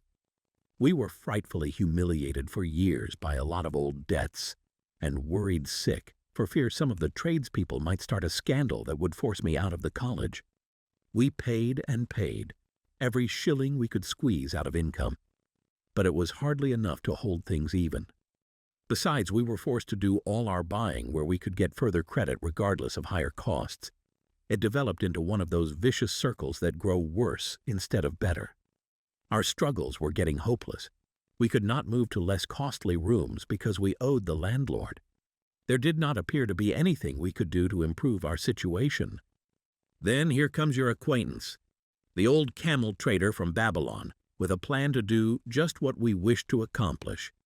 He jolly well stirred us up to follow his system. We made a list of all our debts, and I took it around and showed it to everyone we owed. I explained how it was simply impossible for me to ever pay them the way things were going along. They could readily see this themselves from the figures. Then I explained that the only way I saw to pay in full was to set aside 20% of my income each month to be divided pro rata, which would pay them in full in a little over 2 years. That, in the meantime, we would go on a cash basis and give them the further benefit of our cash purchases. They were really quite decent. Our greengrocer, a wise old chap, put it in a way that helped to bring around the rest. If you pay for all you buy, and then pay some on what you owe, that is better than you have done, for ye ain't paid down the account none in 3 years. Finally, I secured all their names to an agreement binding them not to molest us as long as the 20% of income was paid regularly. Then we began scheming on how to live upon 70%. We were determined to keep that extra 10% to jingle. The thought of silver and possibly gold was most alluring. It was like having an adventure to make the change.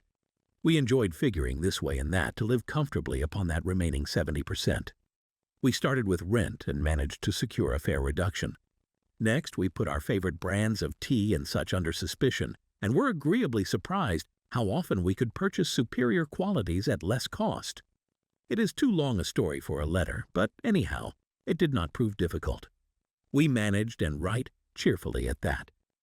What a relief it proved to have our affairs in such a shape we were no longer persecuted by past due accounts. I must not neglect, however, to tell you about that extra 10% we were supposed to jingle. Well, we did jingle it for some time. Now don't laugh too soon. You see, that is the sporty part. It is the real fun, to start accumulating money that you do not want to spend. There is more pleasure in running up such a surplus than there could be in spending it. After we had jingled to our heart's content, we found a more profitable use for it. We took up an investment upon which we could pay that 10% each month. This is proving to be the most satisfying part of our regeneration. It is the first thing we pay out of my check. There is a most gratifying sense of security to know our investment is growing steadily. By the time my teaching days are over, it should be a snug sum, large enough so the income will take care of us from then on. All this out of my same old check. Difficult to believe, yet absolutely true. All our debts being gradually paid, and at the same time our investment increasing. Besides, we get along, financially, even better than before. Who would believe there could be such a difference in results between following a financial plan and just drifting along? At the end of the next year, when all our old bills shall have been paid, We will have more to pay upon our investment besides some extra for travel. We are determined never again to permit our living expenses to exceed 70% of our income. Now you can understand why we would like to extend our personal thanks to that old chap whose plans saved us from our hell on earth. He knew. He had been through it all. He wanted others to benefit from his own bitter experiences. That is why he spent tedious hours carving his message upon the clay. He had a real message for fellow sufferers, a message so important that after 5,000 years it has risen out of the ruins of Babylon, just as true and just as vital as the day it was buried. Yours sincerely, Alfred H. Shrewsbury, Department of Archaeology. Chapter 18. The Luckiest Man in Babylon. At the head of his caravan proudly rode Sharu-Nada, the merchant prince of Babylon. He liked fine cloth and wore rich and becoming robes. He liked fine animals and sat easily upon his spirited Arabian stallion. To look at him one would hardly have guessed his advanced years. Certainly they would not have suspected that he was inwardly troubled. The journey from Damascus is long and the hardships of the desert many. These he minded not. The Arab tribes are fierce and eager to loot rich caravans. These he feared not, for his many fleet-mounted guards were a safe protection. About the youth at his side, whom he was bringing from Damascus, was he disturbed. This was Hadan Gula, the grandson of his partner of other years, Arad Gula, to whom he felt he owed a debt of gratitude which could never be repaid. He would like to do something for this grandson, but the more he considered this, the more difficult it seemed because of the youth himself. Eyeing the young man's rings and earrings, he thought to himself, "He thinks jewels are for men. Still, he has his grandfather's strong face." But his grandfather wore no such gaudy robes. Yet I sought him to come, hoping I might help him get a start for himself and get away from the wreck his father has made of their inheritance. Hadan Gula broke in upon his thoughts. "Why dost thou work so hard, riding always with thy caravan upon its long journeys? Dost thou never take time to enjoy life?" Sharu-Nada smiled. "To enjoy life?" he repeated. "What wouldst thou do to enjoy life if thou wert Sharu-Nada? If I had wealth equal to thine, I would live like a prince. Never across the hot desert would I ride. I would spend the shekels as fast as they came to my purse. I would wear the richest of robes and the rarest of jewels. That would be a life to my liking, a life worth living." Both men laughed. "Thy grandfather wore no jewels." Sharu-Nada spoke before he thought, then continued jokingly, "Wouldst thou leave no time for work?" "Work was made for slaves," Hadan Gula responded. Sharu-Nada bit his lip but made no reply, riding in silence until the trail led them to the slope. Here he reined his mount and, pointing to the green valley far away, "See, there is the valley. Look far down, and thou canst faintly see the walls of Babylon. The tower is the temple of Bel. If thine eyes are sharp, thou mayest even see the smoke from the eternal fire upon its crest." "So that is Babylon? Always have I longed to see the wealthiest city in all the world," Hadan Gula commented. "Babylon, where my grandfather started his fortune. Would he were still alive. We would not be so sorely pressed. Why wish his spirit to linger on earth beyond its allotted time? Thou and thy father can well carry on his good work. Alas, of us neither has his gift. Father and myself know not his secret for attracting the golden shekels." Sharu-Nada did not reply, but gave rein to his mount and rode thoughtfully down the trail to the valley. Behind them followed the caravan in a cloud of reddish dust. Some time later they reached the king's highway and turned south through the irrigated farms. 3 old men plowing a field caught Sharu-Nada's attention. They seemed strangely familiar. How ridiculous! One does not pass a field after 40 years and find the same men plowing there. Yet something within him said they were the same. One, with an uncertain grip, held the plow. The others laboriously plodded beside the oxen, ineffectually beating them with their barrel staves to keep them pulling. 40 years ago he had envied these men. How gladly he would have exchanged places. But what a difference now! With pride he looked back at his trailing caravan, well-chosen camels and donkeys, loaded high with valuable goods from Damascus. All this was but one of his possessions. He pointed to the plowers, saying, still plowing the same field where they were 40 years ago. They look it, but why thinkest thou they are the same? I saw them there, Sharu-Nada replied. Recollections were racing rapidly through his mind. Why could he not bury the past and live in the present? Then he saw, as in a picture, the smiling face of Arad-Gula. The barrier between himself and the cynical youth beside him dissolved. But how could he help such a superior youth with his spendthrift ideas and bejeweled hands? Work he could offer in plenty to willing workers, but not for men who considered themselves too good for work. Yet he owed it to Arad-Gula to do something, not a half-hearted attempt. He and Arad-Gula had never done things that way. They were not that sort of men. A plan came almost in a flash. There were objections. He must consider his own family and his own standing. It would be cruel. It would hurt. Being a man of quick decisions, he waived objections and decided to act. Wouldst thou be interested in hearing how thy worthy grandfather and myself joined in the partnership which proved so profitable? He questioned. Why not just tell me how thou madest the golden shekels? That is all I need to know, the young man parried. Sharu-Nada ignored the reply and continued. We start with those men plowing. I was no older than thou. As the column of men in which I marched approached, good old Megiddo, the farmer, scoffed at the slipshod way in which they plowed. Megiddo was chained next to me. Look at the lazy fellows, he protested. The plow holder makes no effort to plow deep, nor do the beaters keep the oxen in the furrow. How can they expect to raise a good crop with poor plowing? Didst thou say Megiddo was chained to thee? Arad-Gula asked in surprise. Yes, with bronze collars about our necks and a length of heavy chain between us.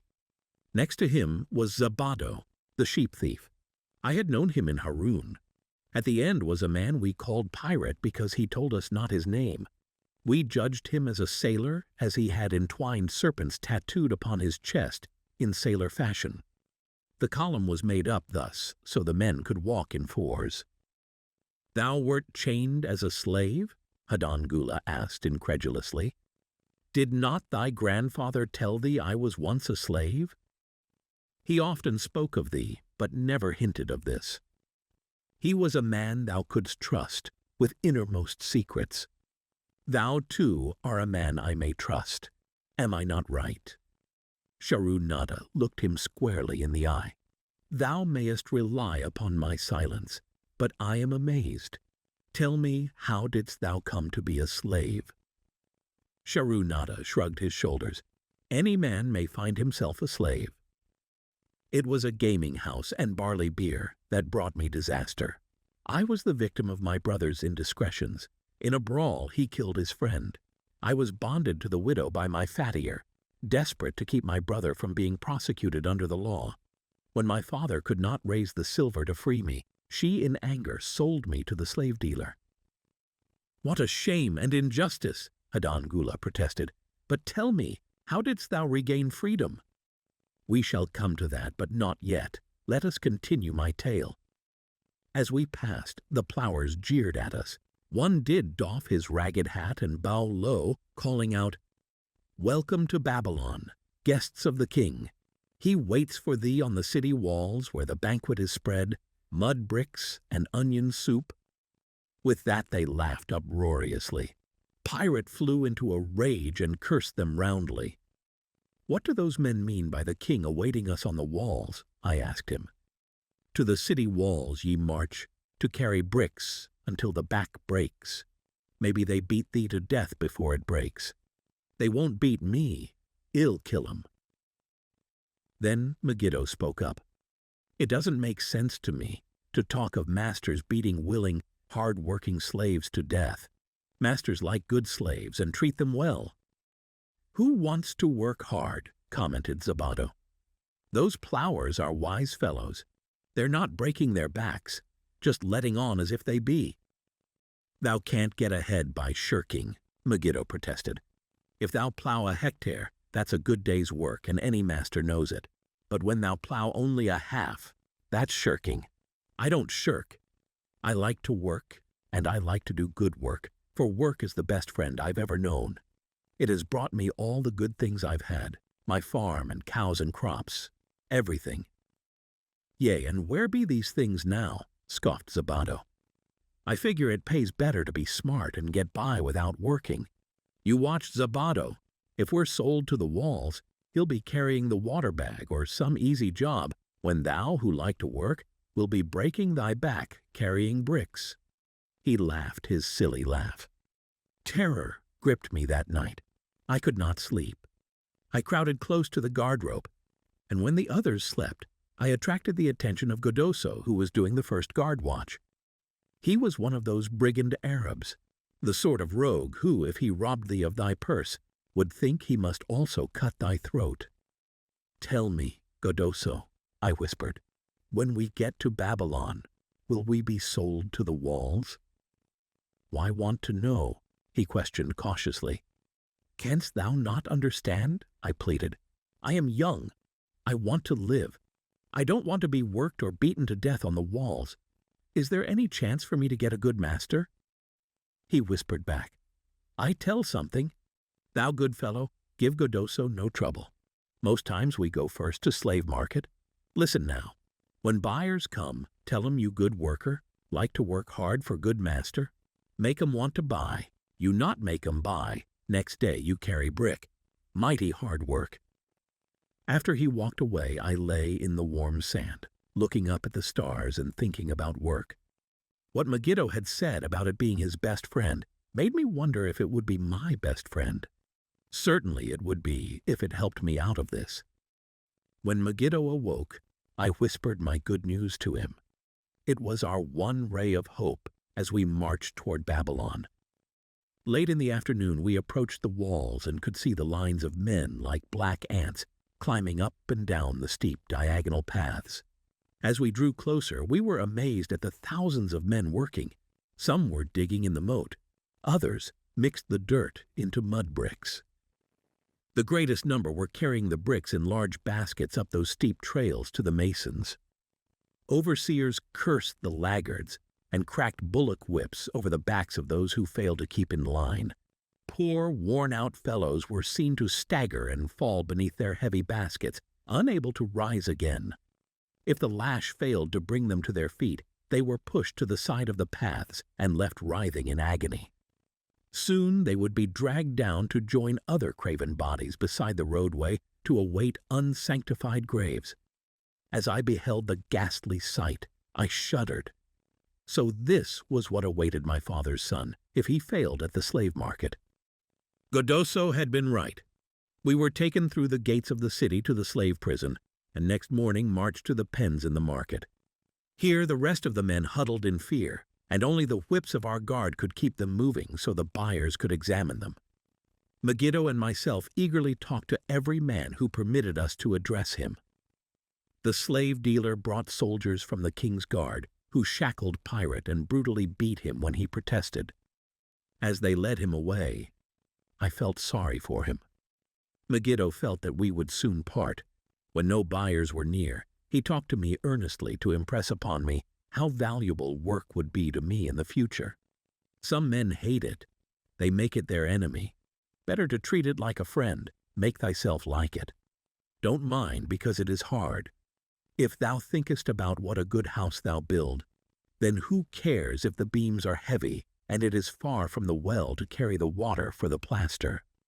Promise me, boy, if thou get a master, work for him as hard as thou canst. If he does not appreciate all thou do, never mind.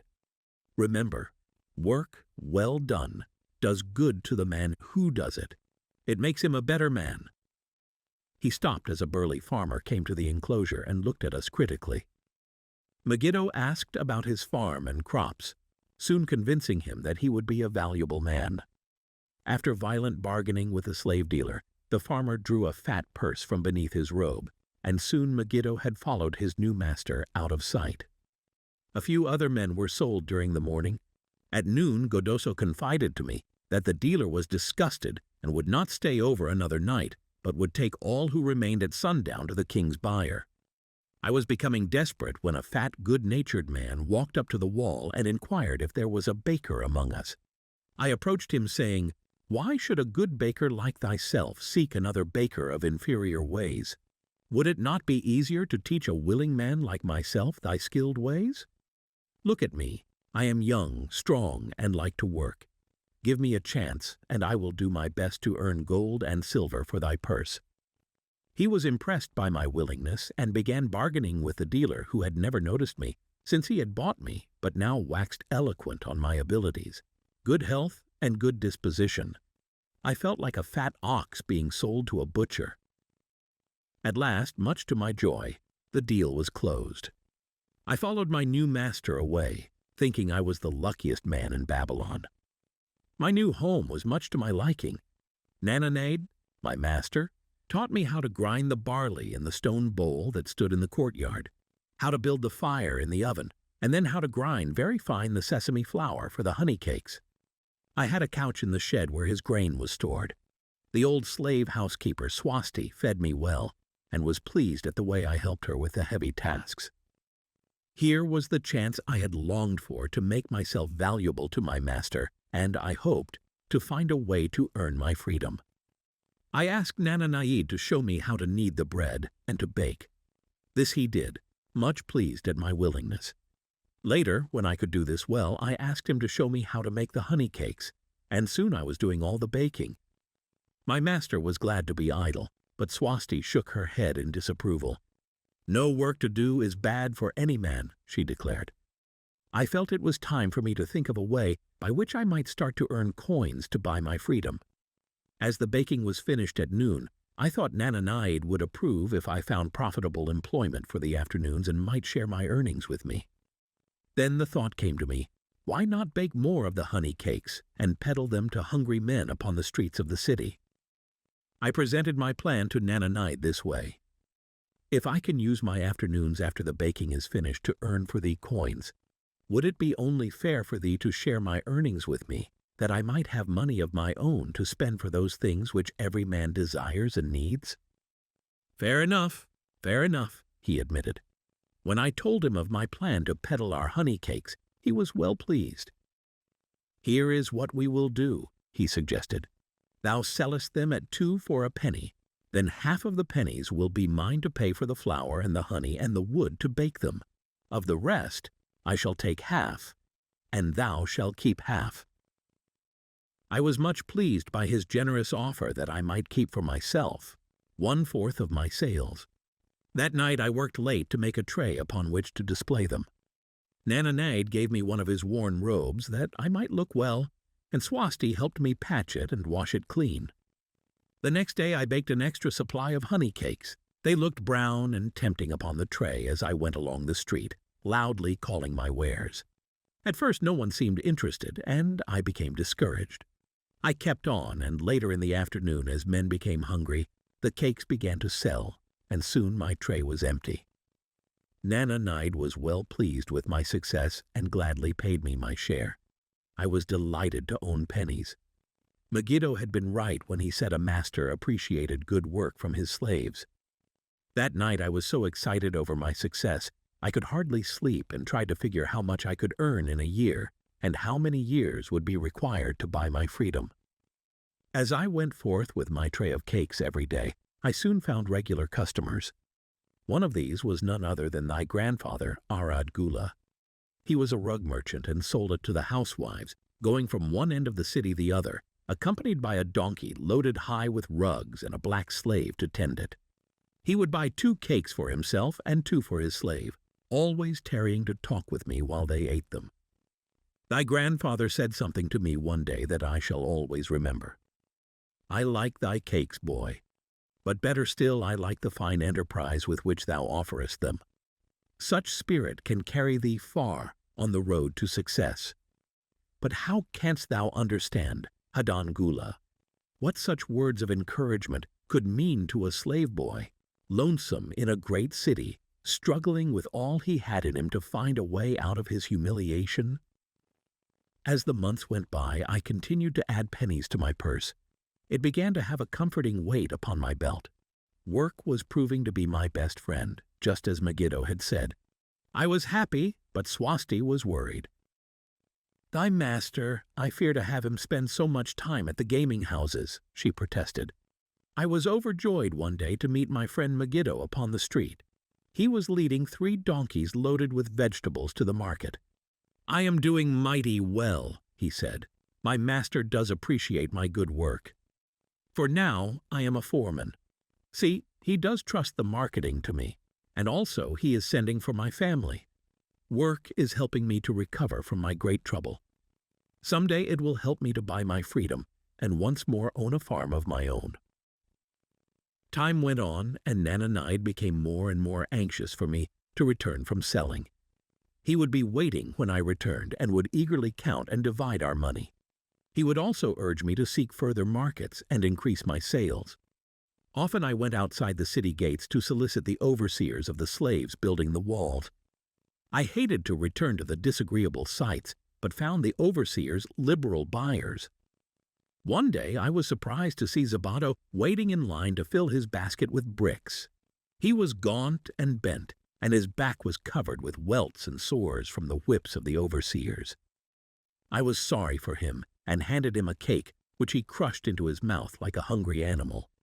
Seeing the greedy look in his eyes, I ran before he could grab my tray. "Why dost thou work so hard?" Arad Gula said to me one day. "Almost the same question thou asked of me today. Dost thou remember?" I told him what Megiddo had said about work, and how it was proving to be my best friend. I showed him with pride my wallet of pennies, and explained how I was saving them to buy my freedom. "When thou art free, what wilt thou do?" he inquired. "Then," I answered, "I intend to become a merchant." At that, he confided in me, something I had never suspected. "Thou knowest not that I also am a slave. I am in partnership with my master." "Stop," demanded Hadan Gula. "I will not listen to lies defaming my grandfather. He was no slave." His eyes blazed in anger. Sharoon Neda remained calm. "I honor him for rising above his misfortune and becoming a leading citizen of Damascus. Art thou his grandson, cast of the same mold?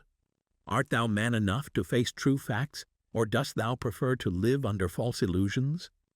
Hadan Gula straightened in his saddle. In a voice suppressed with deep emotion, he replied, "My grandfather was beloved by all. Countless were his good deeds. When the famine came, did not his gold buy grain in Egypt, and did not his caravan bring it to Damascus and distribute it to the people, so none would starve? Now thou sayest he was but a despised slave in Babylon. Had he remained a slave in Babylon, then he might well have been despised. But when, through his own efforts, he became a great man in Damascus, the gods indeed condoned his misfortunes and honored him with their respect," Sharoon Nada replied. After telling me that he was a slave, Sharoon Nada continued, he explained how anxious he had been to earn his freedom. Now that he had enough money to buy this, he was much disturbed as to what he should do. He was no longer making good sales and feared to leave the support of his master. I protested his indecision. "Cling no longer to thy master. Get once again the feeling of being a free man. Act like a free man, and succeed like one. Decide what thou desirest to accomplish, and then work will aid thee to achieve it." He went on his way, saying he was glad I had shamed him for his cowardice. One day I went outside the gates again, and was surprised to find a great crowd gathering there. When I asked a man for an explanation, he replied, "Hast thou not heard? An escaped slave who murdered one of the king's guards has been brought to justice, and will this day be flogged to death for his crime. Even the king himself is to be here." So dense was the crowd about the flogging post, I feared to go near, lest my tray of honey cakes be upset. Therefore I climbed up the unfinished wall to see over the heads of the people. I was fortunate in having a view of Nebuchadnezzar himself, as he rode by in his golden chariot. Never had I beheld such grandeur, such robes and hangings of gold cloth and velvet. I could not see the flogging, though I could hear the shrieks of the poor slave. I wondered how one so noble as our handsome king could endure to see such suffering. Yet when I saw he was laughing and joking with his nobles, I knew he was cruel and understood why such inhuman tasks were demanded of the slaves building the walls.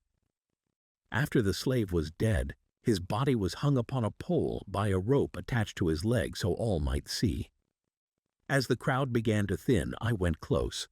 On the hairy chest, I saw tattooed 2 entwined serpents. It was Pirate. The next time I met Arad Gula, he was a changed man. Full of enthusiasm, he greeted me. "Behold, the slave thou knewest is now a free man. There was magic in thy words. Already my sales and my profits are increasing. My wife is overjoyed. She was a free woman, the niece of my master. She much desires that we move to a strange city where no man shall know I was once a slave. Thus our children shall be above reproach for their father's misfortune. Work has become my best helper. It has enabled me to recapture my confidence and my skill to sell." I was overjoyed that I had been able, even in a small way, to repay him for the encouragement he had given me. One evening Swasti came to me in deep distress. "Thy master is in trouble. I fear for him. Some months ago he lost much at the gaming tables. He pays not the farmer for his grain nor his honey. He pays not the moneylender. They are angry and threaten him. Why should we worry over his folly? We are not his keepers," I replied thoughtlessly. "Foolish youth, thou understandest not. To the moneylender didst he give thy title to secure a loan. Under the law he can claim thee and sell thee. I know not what to do. He is a good master. Why, oh why, should such trouble come upon him?" Not were Swasti's fears groundless. While I was doing the baking next morning, the moneylender returned with a man he called Sasi. This man looked me over and said I would do.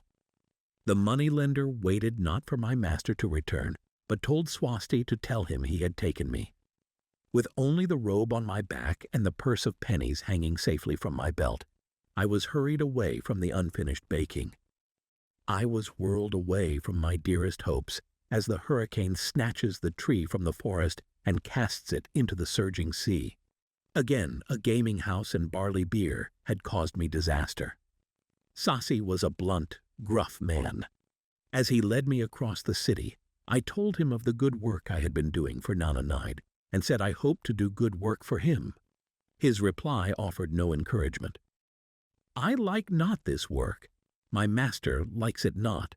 The king has told him to send me to build a section of the Grand Canal. Master tells Sasi to buy more slaves, work hard, and finish quick. Bah! How can any man finish a big job quick? Picture a desert with not a tree, just low shrubs and a sun burning with such fury the water in our barrels became so hot we could scarcely drink it. Then picture rows of men going down into the deep excavation and lugging heavy baskets of dirt up soft, dusty trails from daylight until dark. Picture food served in open troughs from which we helped ourselves like swine. We had no tents, no straw for beds. That was the situation in which I found myself. I buried my wallet in a marked spot, wondering if I would ever dig it up again. At first I worked with good will, but as the months dragged on, I felt my spirit breaking. Then the heat fever took hold of my weary body. I lost my appetite and could scarcely eat the mutton and vegetables. At night I would toss in unhappy wakefulness. In my misery, I wondered if Zabato had not the best plan, to shirk and keep his back from being broken in work. Then I recalled my last sight of him and knew his plan was not good. I thought of Pirate with his bitterness and wondered if it might be just as well to fight and kill. The memory of his bleeding body reminded me that his plan was also useless. Then I remembered my last sight of Megiddo. His hands were deeply calloused from hard work, but his heart was light and there was happiness on his face. His was the best plan. Yet I was just as willing to work as Megiddo. He could not have worked harder than I. Why did not my work bring me happiness and success? Was it work that brought Megiddo happiness? Or was happiness and success merely in the laps of the gods? Was I to work the rest of my life without gaining my desires, without happiness and success? All of these questions were jumbled in my mind, and I had not an answer. Indeed, I was sorely confused. Several days later, when it seemed that I was at the end of my endurance and my questions still unanswered, Sasi sent for me. A messenger had come from my master to take me back to Babylon. I dug up my precious wallet, wrapped myself in the tattered remnants of my robe, and was on my way. As we rode, the same thoughts of a hurricane, whirling me hither and thither, kept racing through my feverish brain. I seemed to be living the weird words of a chant from my native town of Harun. Besetting a man like a whirlwind, driving him like a storm, whose course no one can foliate, whose destiny no one can foretell. Was I destined to be ever thus punished for I knew not what? What new miseries and disappointments awaited me? When we rode to the courtyard of my master's house, imagine my surprise when I saw Arad Gula awaiting me. He helped me down and hugged me like a long-lost brother. As we went our way, I would have followed him as a slave should follow his master, but he would not permit me. He put his arm about me, saying, "I hunted everywhere for thee." When I had almost given up hope, I did meet Swasti, who told me of the moneylender, who directed me to thy noble owner. A hard bargain he did drive and made me pay an outrageous price, but thou art worth it. Thy philosophy and thy enterprise have been my inspiration to this new success. Megiddo's philosophy, not mine, I interrupted. Megiddo's and thine. Thanks to thee both, we are going to Damascus, and I need thee for my partner. See, he exclaimed, in one moment thou wilt be a free man. So saying, he drew from beneath his robe the clay tablet carrying my title. This he raised above his head and hurled it to break in 100 pieces upon the cobblestones. With glee he stamped upon the fragments until they were but dust. Tears of gratitude filled my eyes. I knew I was the luckiest man in Babylon. Work, thou see, by this in the time of my greatest distress, didst prove to be my best friend. My willingness to work enabled me to escape from being sold to join the slave gangs upon the walls. It also so impressed thy grandfather, he selected me for his partner. Then Hadangula questioned, was work my grandfather's secret key to the golden shekels? It was the only key he had when I first knew him, Sharu-Nada replied. Thy grandfather enjoyed working. The gods appreciated his efforts and rewarded him liberally. I begin to see, Hadangula was speaking thoughtfully. Work attracted his many friends, who admired his industry and the success it brought. Work brought him the honors he enjoyed so much in Damascus. Work brought him all those things I have approved, and I thought work was fit only for slaves. Life is rich with many pleasures for men to enjoy, Sharu-Nada commented. Each has its place. I am glad that work is not reserved for slaves. Were that the case, I would be deprived of my greatest pleasure. Many things do I enjoy, but nothing takes the place of work. Sharu-Nada and Hadangula rode in the shadows of the towering walls up to the massive bronze gates of Babylon. At their approach, the gate guards jumped to attention and respectfully saluted an honored citizen.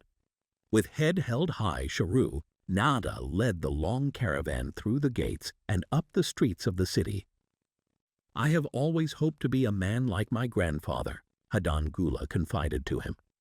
Never before did I realize just what kind of man he was. This thou hast shown me. Now that I understand, I do admire him all the more and feel more determined to be like him. I fear I can never repay thee for giving me the true key to his success. From this day forth, I shall use his key.